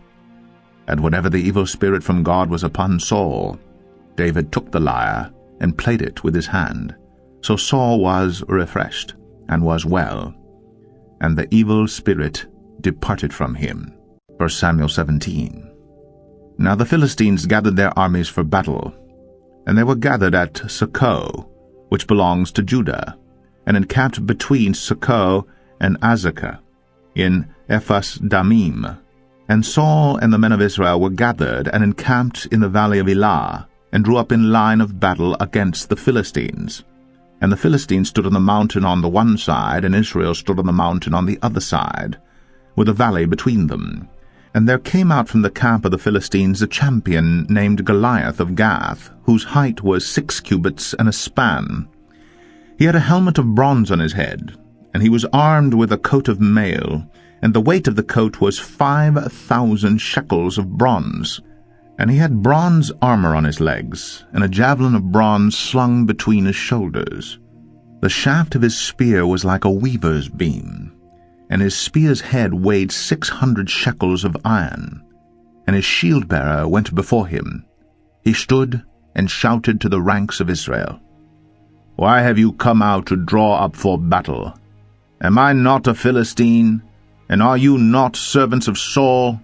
Choose a man for yourselves, and let him come down to me. If he is able to fight with me and kill me, then we will be your servants. But if I prevail against him and kill him, then you shall be our servants and serve us." And the Philistine said, "I defy the ranks of Israel this day. Give me a man, that we may fight together." When Saul and all Israel heard these words of the Philistine, they were dismayed and greatly afraid. Now David was the son of an Ephrathite of Bethlehem in Judah, named Jesse, who had 8 sons. In the days of Saul the man was already old and advanced in years. The 3 oldest sons of Jesse had followed Saul to the battle, and the names of his 3 sons who went to the battle were Eliab, the firstborn, the next to him Aminadab, and the third Shammah. David was the youngest. The 3 eldest followed Saul. But David went back and forth from Saul to feed his father's sheep at Bethlehem. For 40 days the Philistine came forward and took his stand, morning and evening. And Jesse said to David his son, "Take for your brothers an ephah of this parched grain, and these 10 loaves, and carry them quickly to the camp to your brothers. Also take these 10 cheeses to the commander of their 1,000. See if your brothers are well, and bring some token from them." Now Saul and they and all the men of Israel were in the valley of Elah, fighting with the Philistines. And David rose early in the morning and left the sheep with the keeper and took the provisions and went, as Jesse had commanded him. And he came to the encampment as the host was going out to the battle line, shouting the war cry. And Israel and the Philistines drew up for battle, army against army. And David left the things in charge of the keeper of the baggage, and ran to the ranks, and went and greeted his brothers. As he talked with them, behold, the champion, the Philistine of Gath, Goliath by name, came up out of the ranks of the Philistines, and spoke the same words as before. And David heard him. All the men of Israel, when they saw the man, fled from him, and were much afraid. And the men of Israel said, "Have you seen this man who has come up? Surely he has come up to defy Israel. And the king will enrich the man who kills him with great riches, and will give him his daughter, and make his father's house free in Israel." And David said to the men who stood by him, "What shall be done for the man who kills this Philistine and takes away the reproach from Israel? For who is this uncircumcised Philistine that he should defy the armies of the living God?" And the people answered him in the same way, "So shall it be done to the man who kills him." Now Eliab, his eldest brother, heard when he spoke to the men. And Eliab's anger was kindled against David, and he said, "Why have you come down? And with whom have you left those few sheep in the wilderness? I know your presumption and the evil of your heart, for you have come down to see the battle." And David said, "What have I done now? Was it not but a word?" And he turned away from him toward another, and spoke in the same way, and the people answered him again as before. When the words that David spoke were heard, they repeated them before Saul, and he sent for him. And David said to Saul, "Let no man's heart fail because of him. Your servant will go and fight with this Philistine."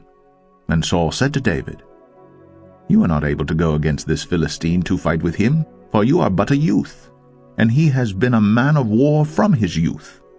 But David said to Saul, "Your servant used to keep sheep for his father, and where there came a lion or a bear, and took a lamb from the flock, I went after him, and struck him, and delivered it out of his mouth.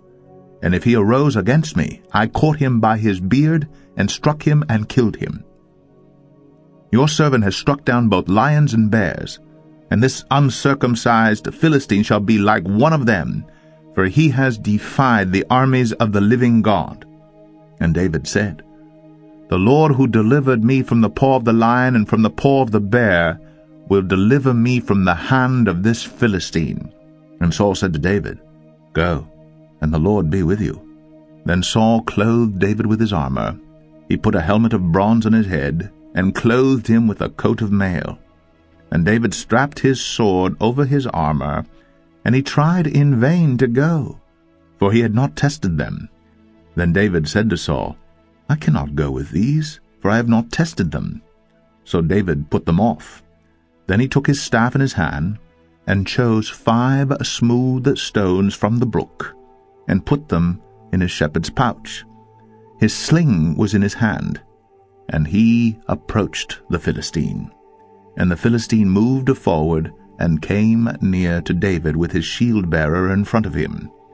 And when the Philistine looked and saw David, he disdained him, for he was but a youth, ruddy and handsome in appearance. And the Philistine said to David, Am I a dog, that you come to me with sticks? And the Philistine cursed David by his gods. The Philistine said to David, Come to me, and I will give your flesh to the birds of the air, and to the beasts of the field. Then David said to the Philistine, You come to me with a sword, and with a spear, and with a javelin. But I come to you in the name of the Lord of hosts, the God of the armies of Israel, whom you have defied. This day the Lord will deliver you into my hand, and I will strike you down, and cut off your head. And I will give the dead bodies of the host of the Philistines this day to the birds of the air, and to the wild beasts of the earth, that all the earth may know that there is a God in Israel, and that all this assembly may know that the Lord saves not with sword and spear, for the battle is the Lord's, and he will give you into our hand. When the Philistine arose and came and drew near to meet David, David ran quickly toward the battle line to meet the Philistine. And David put his hand in his bag, and took out a stone, and slung it, and struck the Philistine on his forehead. The stone sank into his forehead, and he fell on his face to the ground. So David prevailed over the Philistine with a sling and with a stone, and struck the Philistine and killed him. There was no sword in the hand of David.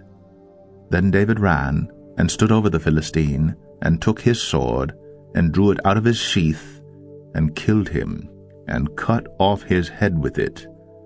When the Philistines saw that their champion was dead, they fled.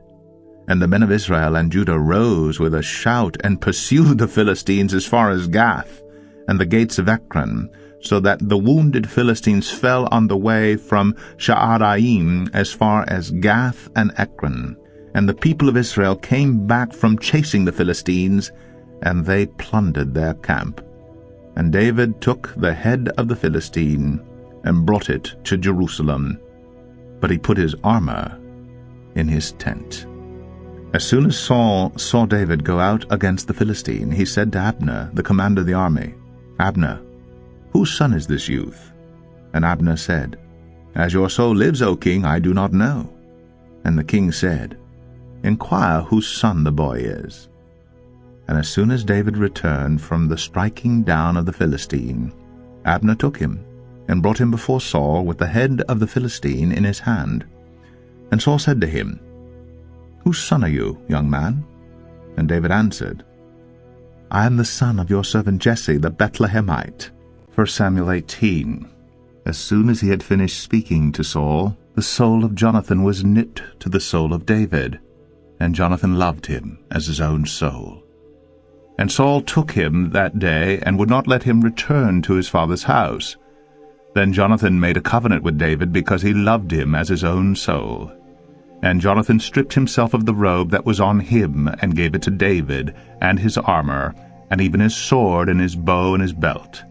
And David went out, and was successful wherever Saul sent him, so that Saul set him over the men of war. and this was good in the sight of all the people, and also in the sight of Saul's servants. As they were coming home, when David returned from striking down the Philistine, the women came out of all the cities of Israel singing and dancing to meet King Saul with tambourines, with songs of joy, and with musical instruments. And the women sang to one another as they celebrated, "Saul has struck down his thousands, and David his 10,000s." And Saul was very angry, and this saying displeased him. He said, "They have ascribed to David 10,000s, and to me they have ascribed thousands, and what more can he have but the kingdom?" And Saul eyed David from that day on. The next day a harmful spirit from God rushed upon Saul, and he raved within his house while David was playing the lyre, as he did day by day. Saul had his spear in his hand, and Saul hurled the spear, for he thought, "I will pin David to the wall." But David evaded him twice. Saul was afraid of David because the Lord was with him, but had departed from Saul. So Saul removed him from his presence and made him a commander of 1,000. And he went out and came in before the people. And David had success in all his undertakings, for the Lord was with him. And when Saul saw that he had great success, he stood in fearful awe of him. But all Israel and Judah loved David, for he went out and came in before them. Then Saul said to David, "Here is my elder daughter Merab. I will give her to you for a wife. Only be valiant with me, and fight the Lord's battles." For Saul thought, "Let not my hand be against him, let the hand of the Philistine be against him." And David said to Saul, "Who am I, and who are my relatives, my father's clan in Israel, that I should be son-in-law to the king?" But at the time when Merab, Saul's daughter, should have been given to David, she was given to Adriel the Maholathite for a wife. Now Saul's daughter Michal loved David, and they told Saul, and the thing pleased him. Saul thought, "Let me give her to him, that she may be a snare for him, and that the hand of the Philistine may be against him." Therefore Saul said to David a second time, "You shall now be my son-in-law." And Saul commanded his servants, "Speak to David in private, and say, Behold, the king has delight in you, and all his servants love you. Now then, become the king's son-in-law." And Saul's servant spoke those words in the ears of David. And David said, "Does it seem to you a little thing to become the king's son-in-law, since I am a poor man and have no reputation?" And the servants of Saul told him, "Thus and so did David speak."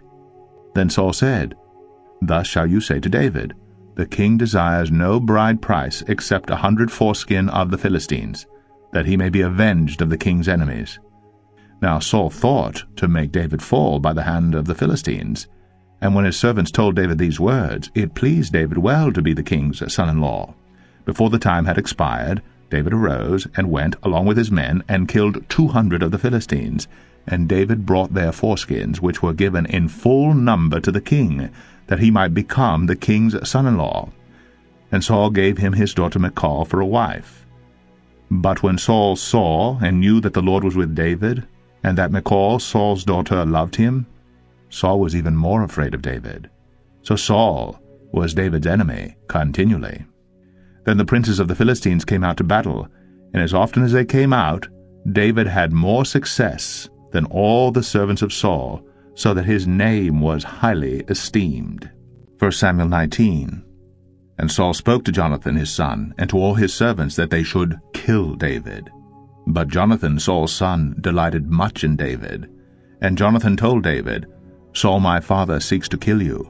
Therefore be on your guard in the morning. Stay in a secret place and hide yourself. And I will go out and stand beside my father in the field where you are, and I will speak to my father about you. And if I learn anything, I will tell you." And Jonathan spoke well of David to Saul his father, and said to him, "Let not the king sin against his servant David, because he has not sinned against you, and because his deeds have brought good to you.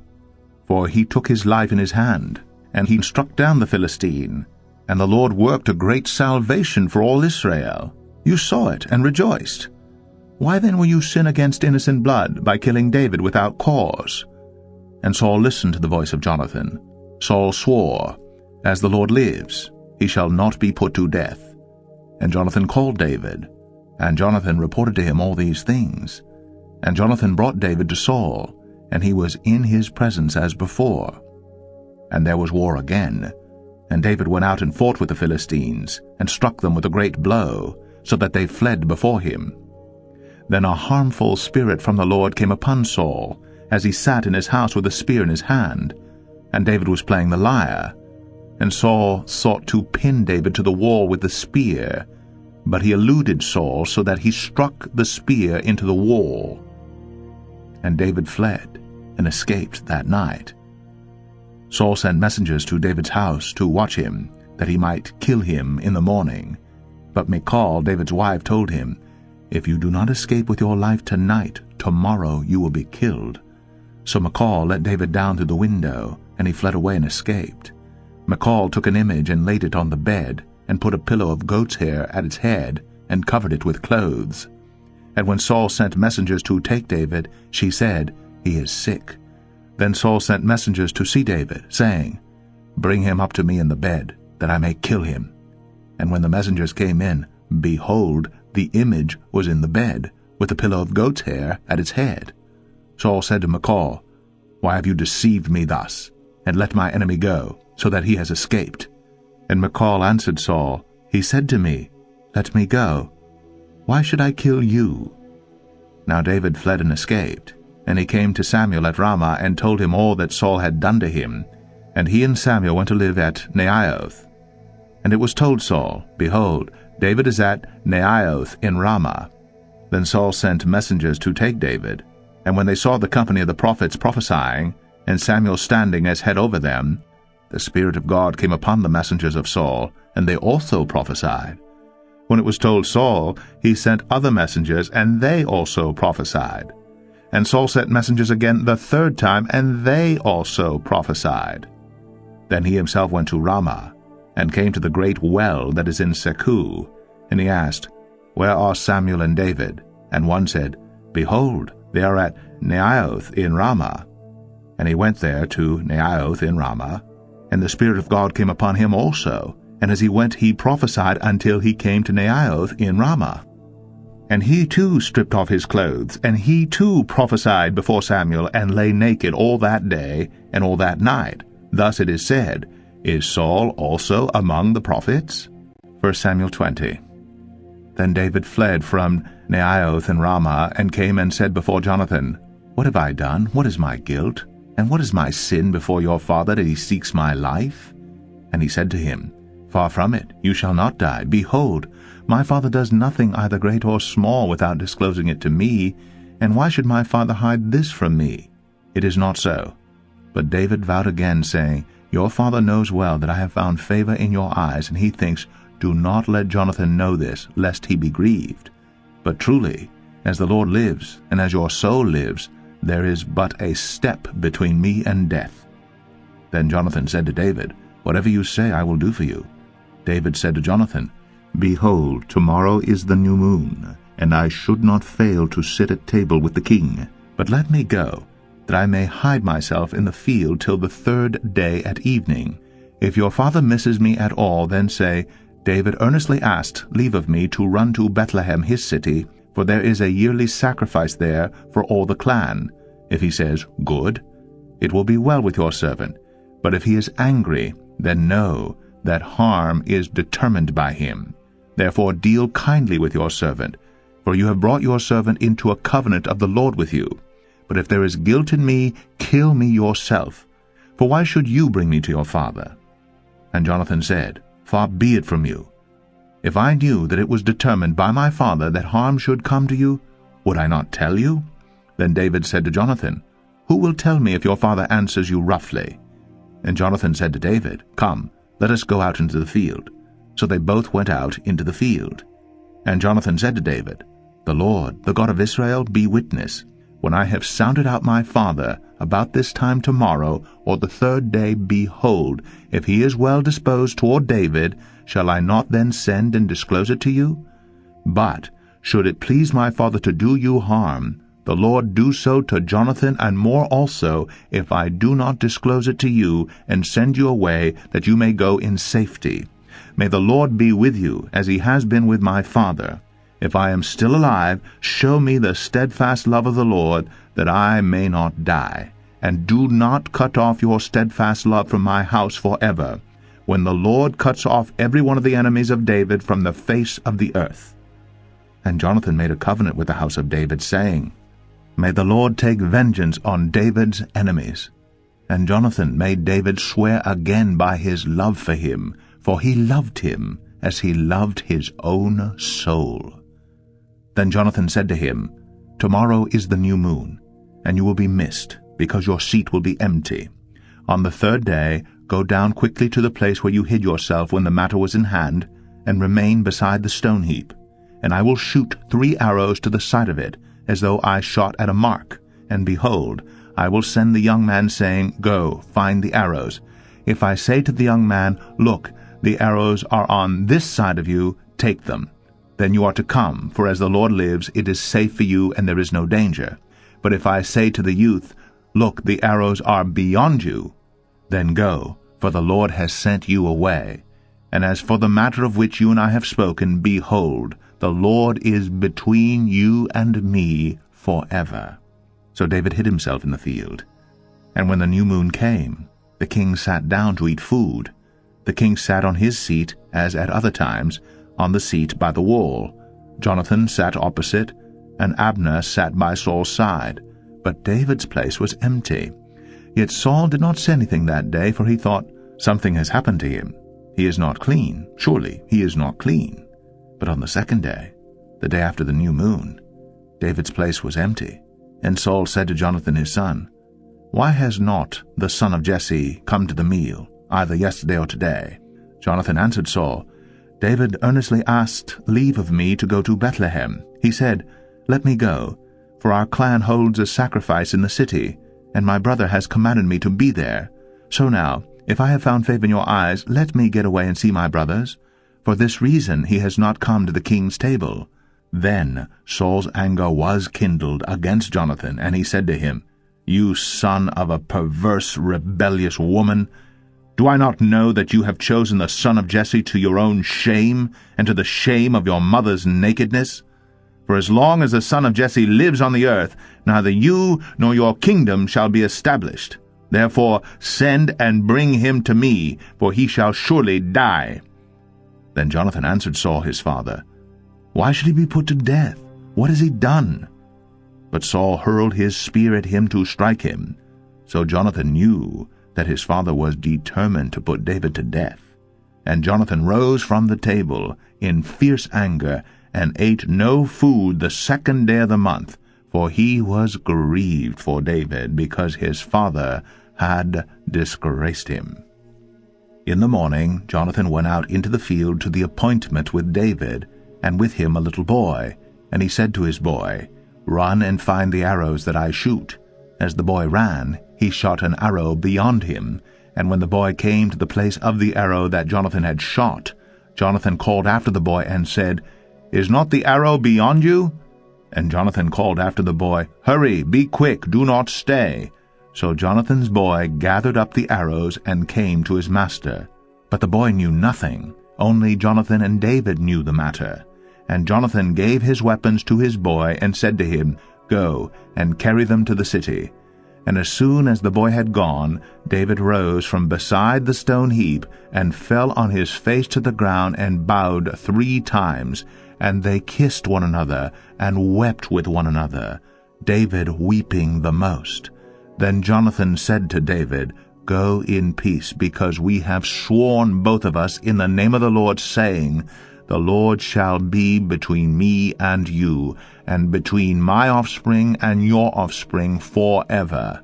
And he rose and departed, and Jonathan went into the city. 1 Samuel 21. Then David came to Nob, to Ahimelech the priest. And Ahimelech came to meet David trembling, and said to him, Why are you alone, and no one with you? And David said to Ahimelech the priest, The king has charged me with a matter, and said to me, Let no one know anything of the matter about which I send you, and with which I have charged you. I have made an appointment with the young man for such and such a place. Now then, what do you have on hand? Give me 5 loaves of bread, or whatever is here. And the priest answered David, I have no common bread on hand, but there is holy bread. If the young men have kept themselves from women, And David answered the priests, Truly, women have been kept from us, as always when I go on an expedition. The vessels of the young men are holy even when it is an ordinary journey. How much more today will their vessels be holy? So the priests gave him the holy bread, for there was no bread there but the bread of the presence, which is removed from before the Lord, to be replaced by hot bread on the day it is taken away. Now a certain man of the servants of Saul was there that day, detained before the Lord. His name was Doeg the Edomite, the chief of Saul's herdsmen. Then David said to Ahimelech, Then have you not here a spear or a sword at hand? For I have brought neither my sword nor my weapons with me, because the king's business required haste. And the priest said, The sword of Goliath the Philistine, whom you struck down in the valley of Elah, behold, it is here wrapped in a cloth behind the ephod. If you will take that, take it, for there is none but that here. And David said, There is none like that. Give it to me. And David rose and fled that day from Saul, and went to Achish, the king of Gath. And the servants of Achish said to him, Is not this David the king of the land? Did they not sing to one another of him in dances? Saul has struck down his thousands, and David his 10,000s? And David took these words to heart, and was much afraid of Achish, the king of Gath. So he changed his behavior before them, and pretended to be insane in their hands, and made marks on the doors of the gate, and let his spittle run down his beard. Then Achish said to his servants, Behold, you see the man is mad. Why then have you brought him to me? Do I lack madmen, that you have brought this fellow to behave as a madman in my presence? Shall this fellow come into my house?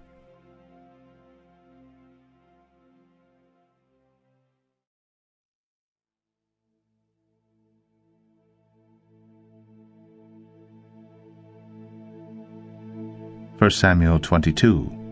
David departed from there, and escaped to the cave of Adullam. And when his brothers and all his father's house heard it, they went down there to him. And everyone who was in distress, and everyone who was in debt, and everyone who was bitter in soul, gathered to him, and he became captain over them. And there were with him about 400 men. And David went from there to Mizpeh of Moab. And he said to the king of Moab, Please, let my father and my mother stay with you, till I know what God will do for me.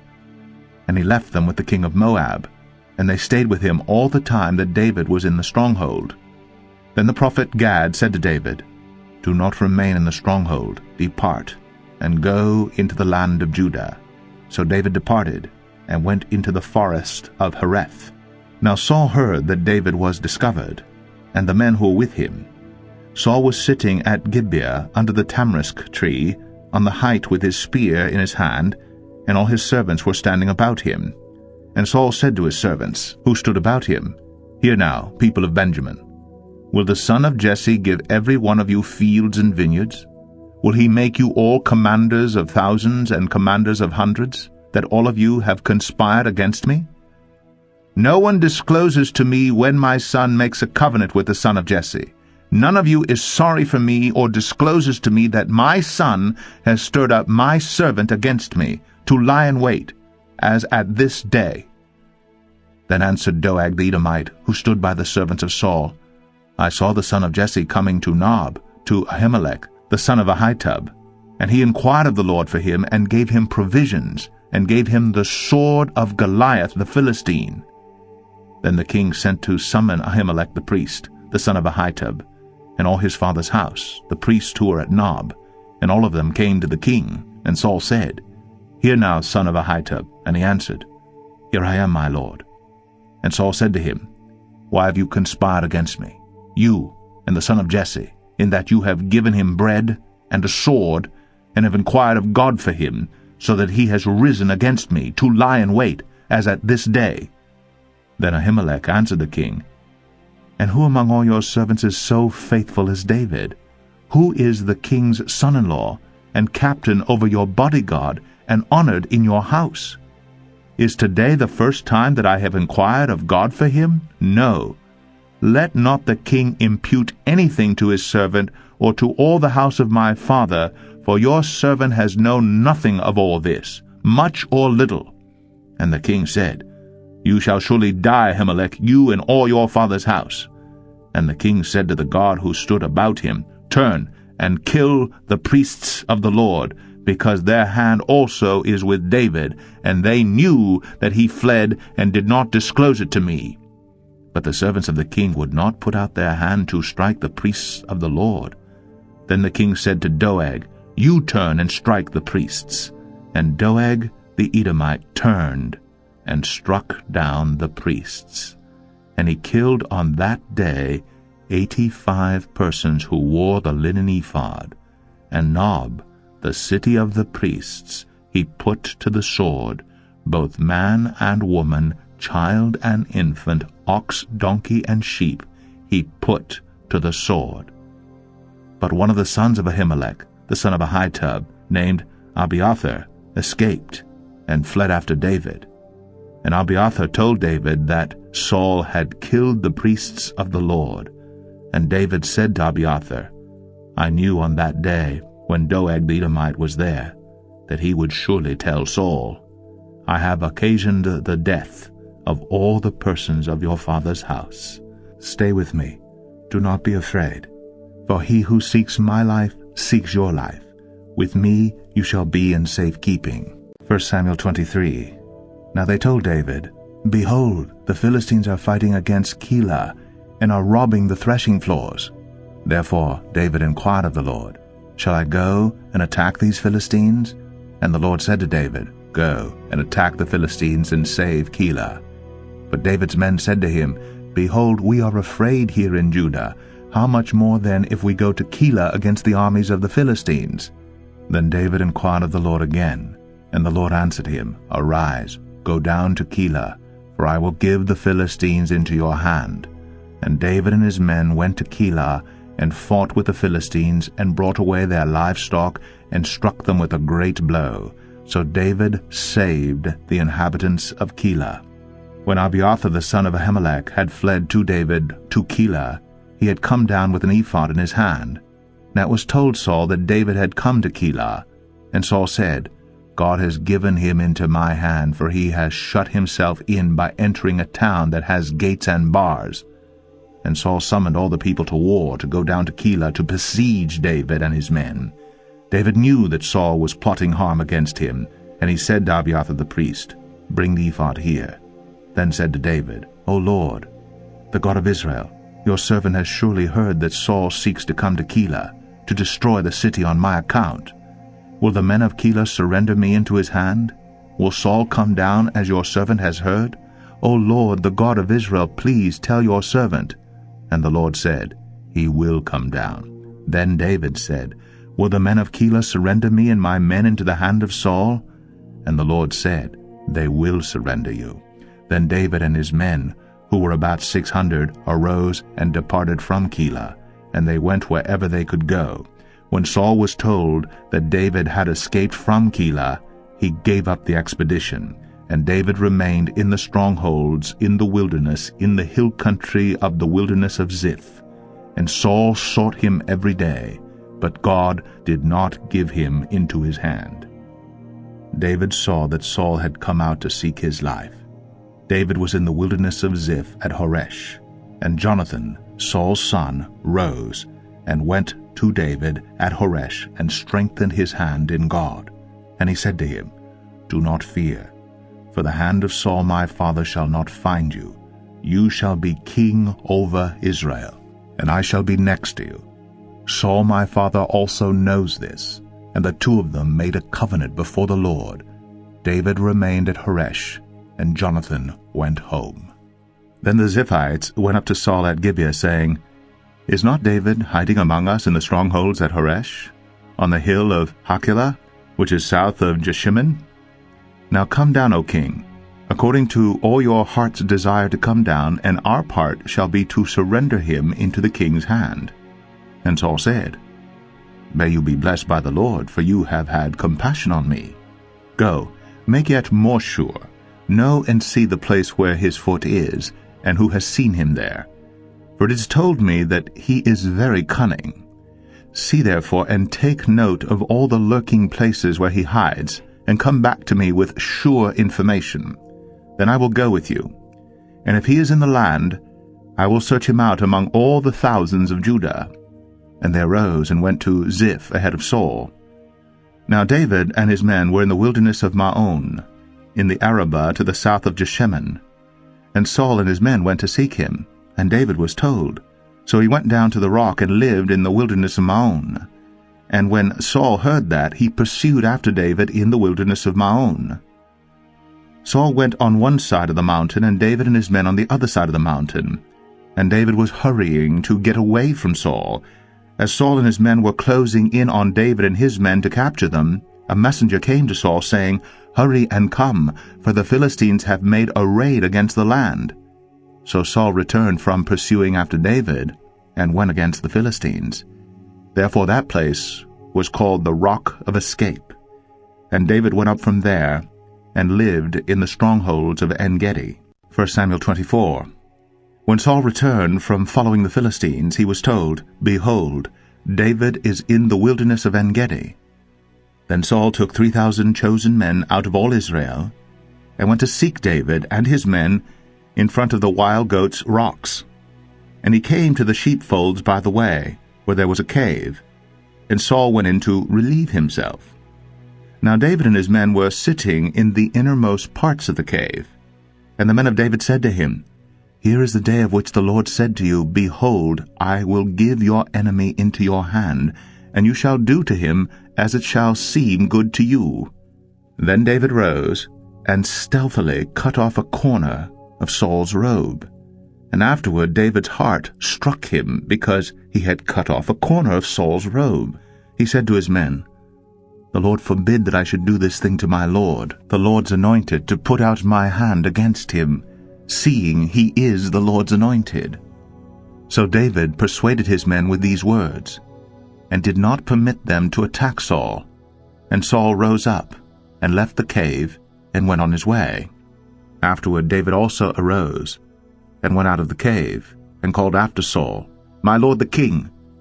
And when Saul looked behind him, David bowed with his face to the earth, and paid homage. And David said to Saul, "Why do you listen to the words of men who say, Behold, David seeks your harm? Behold, this day your eyes have seen how the Lord gave you today into my hand in the cave.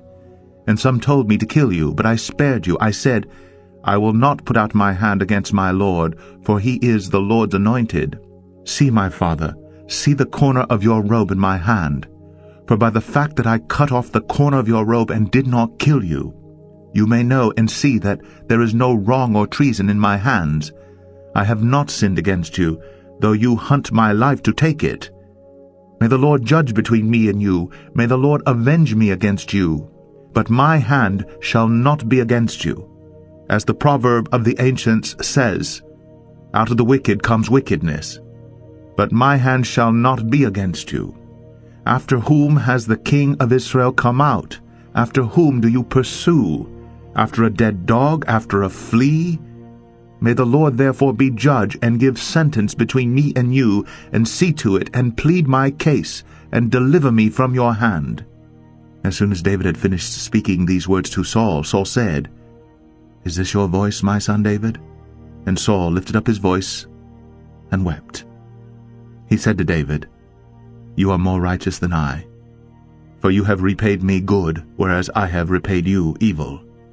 And you have declared this day how you have dealt well with me, in that you did not kill me when the Lord put me into your hands. For if a man finds his enemy, will he let him go away safe? So may the Lord reward you with good for what you have done to me this day. And now, behold, I know that you shall surely be king, and that the king of Israel shall be established in your hand. Swear to me therefore by the Lord that you will not cut off my offspring after me, and that you will not destroy my name out of my father's house." And David swore this to Saul. Then Saul went home, but David and his men went up to the stronghold. 1 Samuel 25. Now Samuel died, and all Israel assembled and mourned for him, and they buried him in his house at Ramah. Then David rose and went down to the wilderness of Paran. And there was a man in Maon whose business was in Carmel. The man was very rich. He had 3,000 sheep and 1,000 goats. He was shearing his sheep in Carmel. Now the name of the man was Nabal, and the name of his wife Abigail. The woman was discerning and beautiful, but the man was harsh and badly behaved. He was a Calebite. David heard in the wilderness that Nabal was shearing his sheep. So David sent 10 young men. And David said to the young men, Go up to Carmel, and go to Nabal, and greet him in my name. And thus you shall greet him. Peace be to you, and peace be to your house, and peace be to all that you have. I hear that you have shearers. Now your shepherds have been with us, and we did them no harm, and they missed nothing all the time they were in Carmel. Ask your young men, and they will tell you. Therefore let my young men find favor in your eyes, for we come on a feast day. Please give whatever you have at hand to your servants and to your son David. When David's young men came, they said all this to Nabal in the name of David, and then they waited. And Nabal answered David's servants, Who is David? Who is the son of Jesse? There are many servants these days who are breaking away from their masters. Shall I take my bread and my water and my meat that I have killed for my shearers, and give it to men who come from I do not know where? So David's young men turned away, and came back and told him all this. And David said to his men, Every man strap on his sword. And every man of them strapped on his sword. David also strapped on his sword. And about 400 men went up after David, while 200 remained with the baggage. But one of the young men told Abigail, Nabal's wife, Behold, David sent messengers out of the wilderness to greet our master, and he railed at them. Yet the men were very good to us, and we suffered no harm. And we did not miss anything when we were in the fields, as long as we went with them. They were a wall to us, both by night and by day. All the while we were with them keeping the sheep. Now therefore know this, and consider what you should do. For harm is determined against our master, and against all his house. And he is such a worthless man, that one cannot speak to him. Then Abigail made haste, and took 200 loaves, and 2 skins of wine, and 5 sheep already prepared, and 5 seahs of parched grain, and 100 clusters of raisins, and 200 cakes of figs, and laid them on donkeys. And she said to her young men, Go on before me, behold, I come after you. But she did not tell her husband Nabal. And as she rode on the donkey and came down under cover of the mountain, behold, David and his men came down toward her. And she met them. Now David had said, Surely in vain have I guarded all that this fellow has in the wilderness, so that nothing was missed of all that belonged to him, and he has returned me evil for good. God do so to the enemies of David, and more also, if by morning I leave so much as one male of all who belong to him. When Abigail saw David, she hurried, and got down from the donkey, and fell before David on her face, and bowed to the ground. She fell at his feet, and said, On me alone, my lord, be the guilt. Please let your servant speak in your ears, and hear the words of your servant. Let not my lord regard this worthless fellow Nabal, for as his name is, so is he. Nabal is his name, and folly is with him. But I your servant did not see the young men of my lord, whom you sent. Now then, my lord, as the Lord lives, and as your soul lives, because the Lord has restrained you from blood guilt, and from saving with your own hand, now then, let your enemies and those who seek to do evil to my lord be as Nabal. And now let this present that your servant has brought to my lord be given to the young men who follow my lord. Please forgive the trespass of your servant. For the Lord will certainly make my lord a sure house, because my lord is fighting the battles of the Lord, and evil shall not be found in you so long as you live. If men rise up to pursue you, and to seek your life, the life of my lord shall be bound in the bundle of the living in the care of the Lord your God. And the lives of your enemies he shall sling out as from the hollow of a sling. And when the Lord has done to my lord according to all the good that he has spoken concerning you, and has appointed you prince over Israel, my lord shall have no cause of grief or pangs of conscience for having shed blood without cause, or for my lord taking vengeance himself. And when the Lord has dealt well with my lord, then remember your servant. And David said to Abigail, Blessed be the Lord, the God of Israel, who sent you this day to meet me. Blessed be your discretion, and blessed be you, who have kept me this day from blood guilt, and from avenging myself with my own hand. For as surely as the Lord the God of Israel lives, who has restrained me from hurting you, unless you had hurried and come to meet me truly by morning, there had not been left to Nabal so much as one male. Then David received from her hand what she had brought him, and he said to her, Go up in peace to your house. See, I have obeyed your voice, and I have granted your petition. And Abigail came to Nabal, and behold, he was holding a feast in his house, like the feast of a king. And Nabal's heart was merry within him, for he was very drunk. So she told him nothing at all until the morning light. In the morning, when the wine had gone out of Nabal, his wife told him these things, and his heart died within him, and he became as a stone. And about 10 days later the Lord struck Nabal, and he died. When David heard that Nabal was dead, he said, Blessed be the Lord, who has avenged the insult I received at the hand of Nabal, and has kept back his servant from wrongdoing. The Lord has returned the evil of Nabal on his own head. Then David sent and spoke to Abigail to take her as his wife. When the servants of David came to Abigail at Carmel, they said to her, David has sent us to you to take you to him as his wife. And she rose and bowed with her face to the ground and said, Behold, your handmaid is a servant to wash the feet of the servants of my Lord. And Abigail hurried and rose and mounted a donkey, and her 5 young women attended her. She followed the messengers of David and became his wife. David also took Ahinoam of Jezreel, and both of them became his wives. Saul had given Michal his daughter, David's wife, to Paltai the son of Laish, who was of Galim. 1 Samuel 26.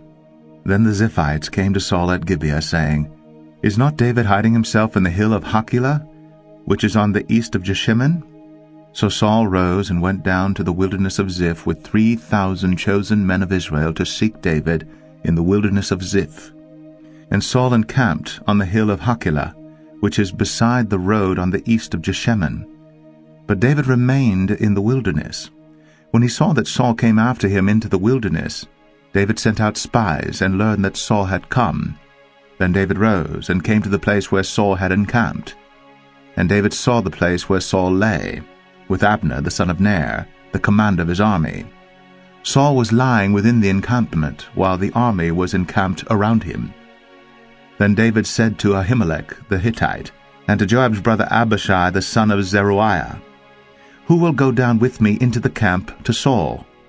And Abishai said, I will go down with you.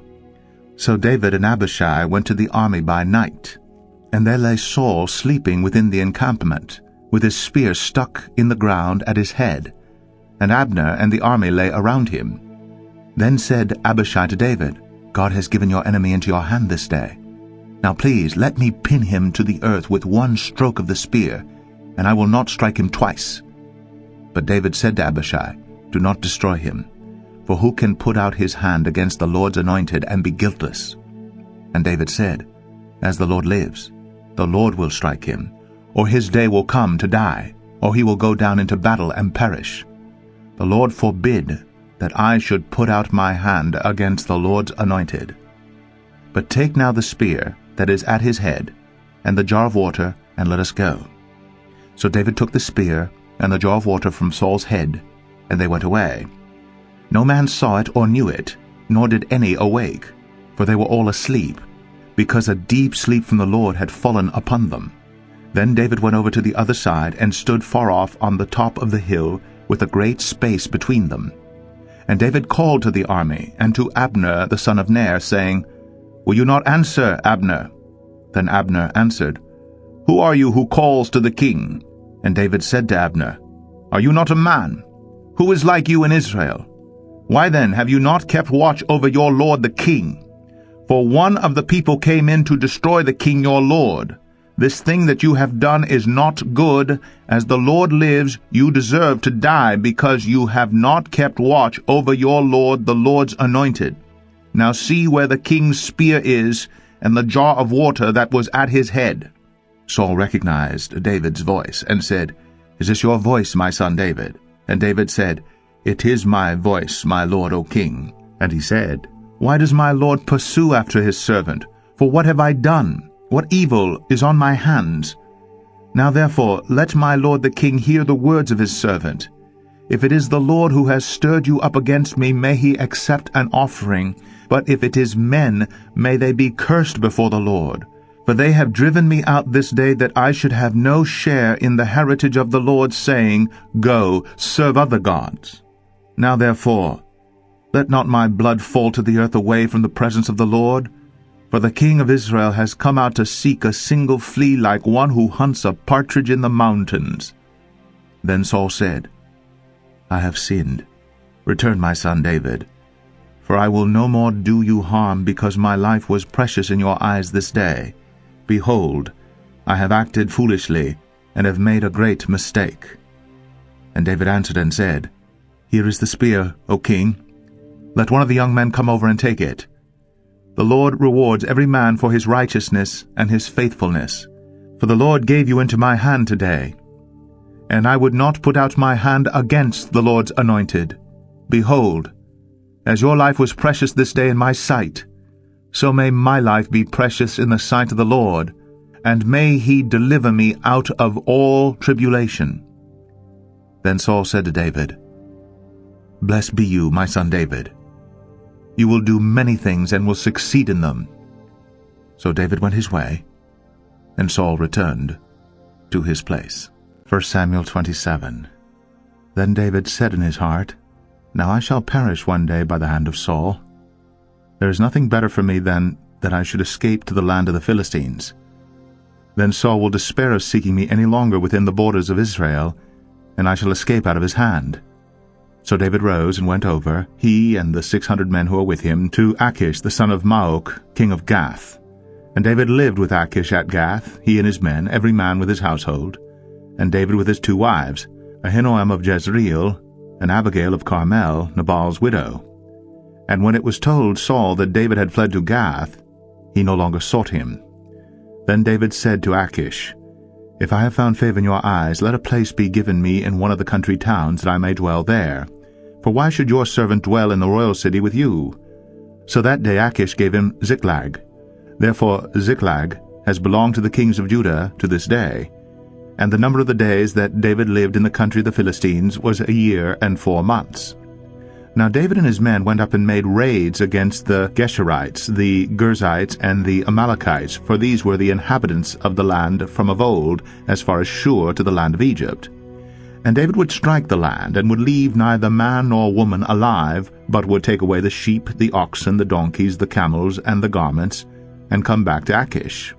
When Achish asked, Where have you made a raid today? David would say, Against the Negeb of Judah, or against the Negeb of the Jerahmeelites, or against the Negeb of the Kenites. And David would leave neither man nor woman alive to bring news to Gath, thinking, lest they should tell about us and say, So David has done.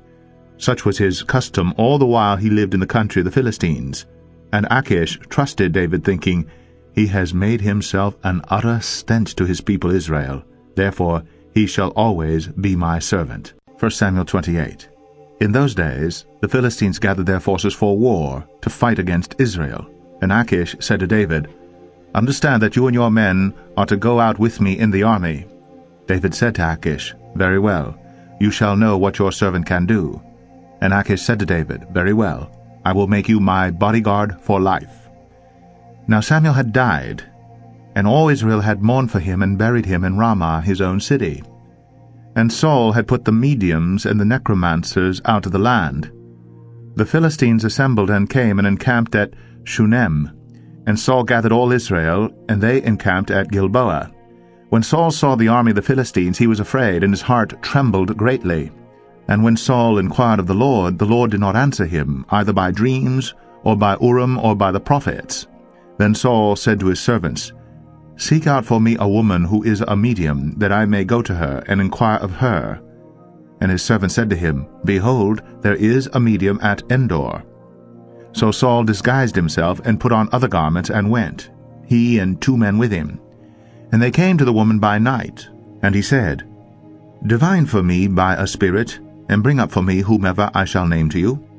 The woman said to him, Surely you know what Saul has done, how he has cut off the mediums and the necromancers from the land. Why then are you laying a trap for my life to bring about my death? But Saul swore to her by the Lord, As the Lord lives, no punishment shall come upon you for this thing. Then the woman said, Whom shall I bring up for you? He said, Bring up Samuel for me. When the woman saw Samuel, she cried out with a loud voice. And the woman said to Saul, Why have you deceived me? You are Saul. The king said to her, Do not be afraid. What do you see? And the woman said to Saul, I see a god coming up out of the earth. He said to her, What is his appearance? And she said, An old man is coming up, and he is wrapped in a robe. And Saul knew that it was Samuel, and he bowed with his face to the ground and paid homage. Then Samuel said to Saul, Why have you disturbed me by bringing me up? Saul answered, I am in great distress, for the Philistines are warring against me, and God has turned away from me and answers me no more, either by prophets or by dreams. Therefore I have summoned you to tell me what I shall do. And Samuel said, Why then do you ask me, since the Lord has turned from you and become your enemy? The Lord has done to you as he spoke by me, for the Lord has torn the kingdom out of your hand and given it to your neighbor David. Because you did not obey the voice of the Lord and did not carry out his fierce wrath against Amalek, therefore the Lord has done this thing to you this day. Moreover, the Lord will give Israel also with you into the hand of the Philistines, and tomorrow you and your sons shall be with me. The Lord will give the army of Israel also into the hand of the Philistines.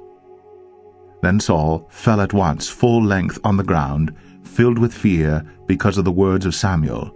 And there was no strength in him, for he had eaten nothing all day and all night. And the woman came to Saul, and when she saw that he was terrified, she said to him, Behold, your servant has obeyed you. I have taken my life in my hand, and have listened to what you have said to me. Now therefore you also obey your servant. Let me set a morsel of bread before you, and eat, that you may have strength when you go on your way. He refused, and said, I will not eat. But his servants together with the woman urged him, and he listened to their words. So he arose from the earth, and sat on the bed. Now the woman had a fattened calf in the house, and she quickly killed it. And she took flour, and kneaded it, and baked unleavened bread of it. And she put it before Saul and his servants, and they ate. Then they rose, and went away that night. 1 Samuel 29. Now the Philistines had gathered all their forces at Aphek, and the Israelites were encamped by the spring that is in Jezreel. As the lords of the Philistines were passing on by hundreds and by thousands, and David and his men were passing on in the rear with Achish, the commanders of the Philistines said, What are these Hebrews doing here? And Achish said to the commanders of the Philistines, Is this not David, the servant of Saul, king of Israel, who has been with me now for days and years? And since he deserted to me, I have found no fault in him to this day. But the commanders of the Philistines were angry with him, and the commanders of the Philistines said to him, Send the man back, that he may return to the place to which you have assigned him. He shall not go down with us to battle, lest in the battle he become an adversary to us. For how could this fellow reconcile himself to his Lord? Would it not be with the heads of the men here? Is not this David, of whom they sing to one another in dances? Saul has struck down his thousands, and David his 10,000s.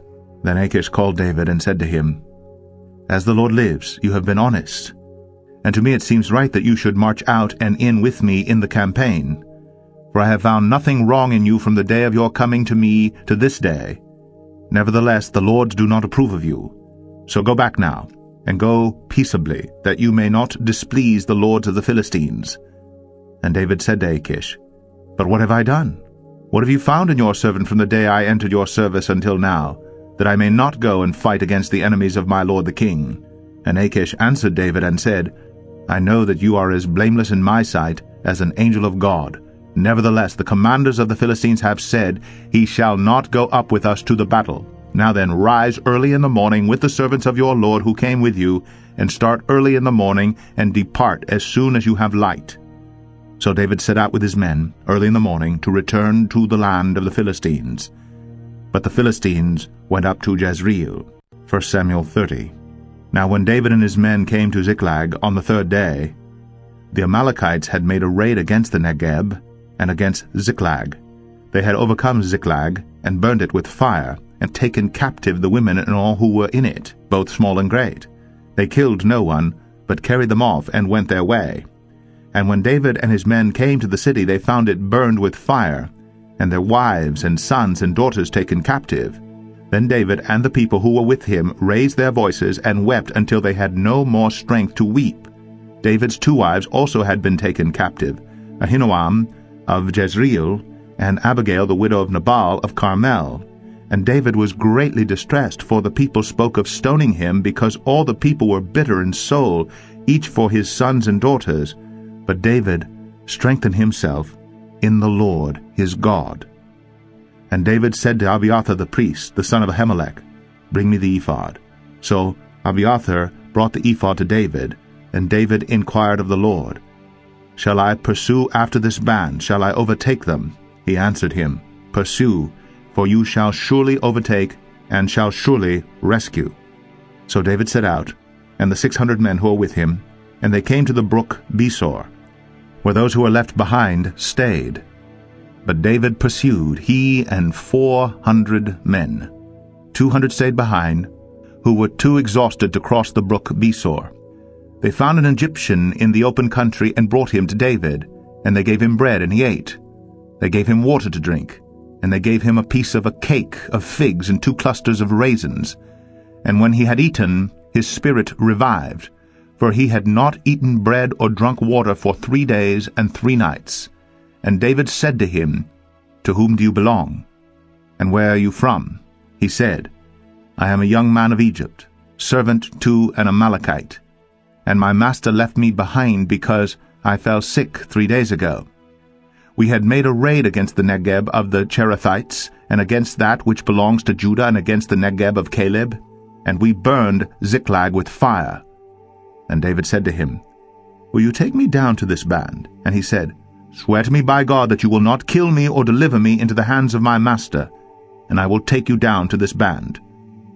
And when he had taken him down, behold, they were spread abroad over all the land, eating and drinking and dancing, because of all the great spoil they had taken from the land of the Philistines and from the land of Judah.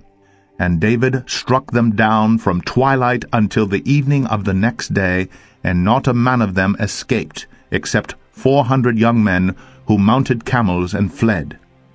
David recovered all that the Amalekites had taken, and David rescued his 2 wives. Nothing was missing, whether small or great, sons or daughters, spoil or anything that had been taken. David brought back all. David also captured all the flocks and herds, and the people drove the livestock before him and said, "This is David's spoil." Then David came to the 200 men who had been too exhausted to follow David, and who had been left at the brook Besor. And they went out to meet David and to meet the people who were with him. And when David came near to the people, he greeted them. Then all the wicked and worthless fellows among the men who had gone with David said, "Because they did not go with us, we will not give them any of the spoil that we have recovered, except that each man may lead away his wife and children and depart." But David said, "You shall not do so, my brothers. With what the Lord has given us, he has preserved us and given into our hand the band that came against us. Who would listen to you in this matter? For as his share is who goes down into the battle, so shall his share be who stays by the baggage. They shall share alike." And he made it a statute and a rule for Israel from that day forward to this day. When David came to Ziklag, he sent part of the spoil to his friends, the elders of Judah, saying, "Here is a present for you, from the spoil of the enemies of the Lord."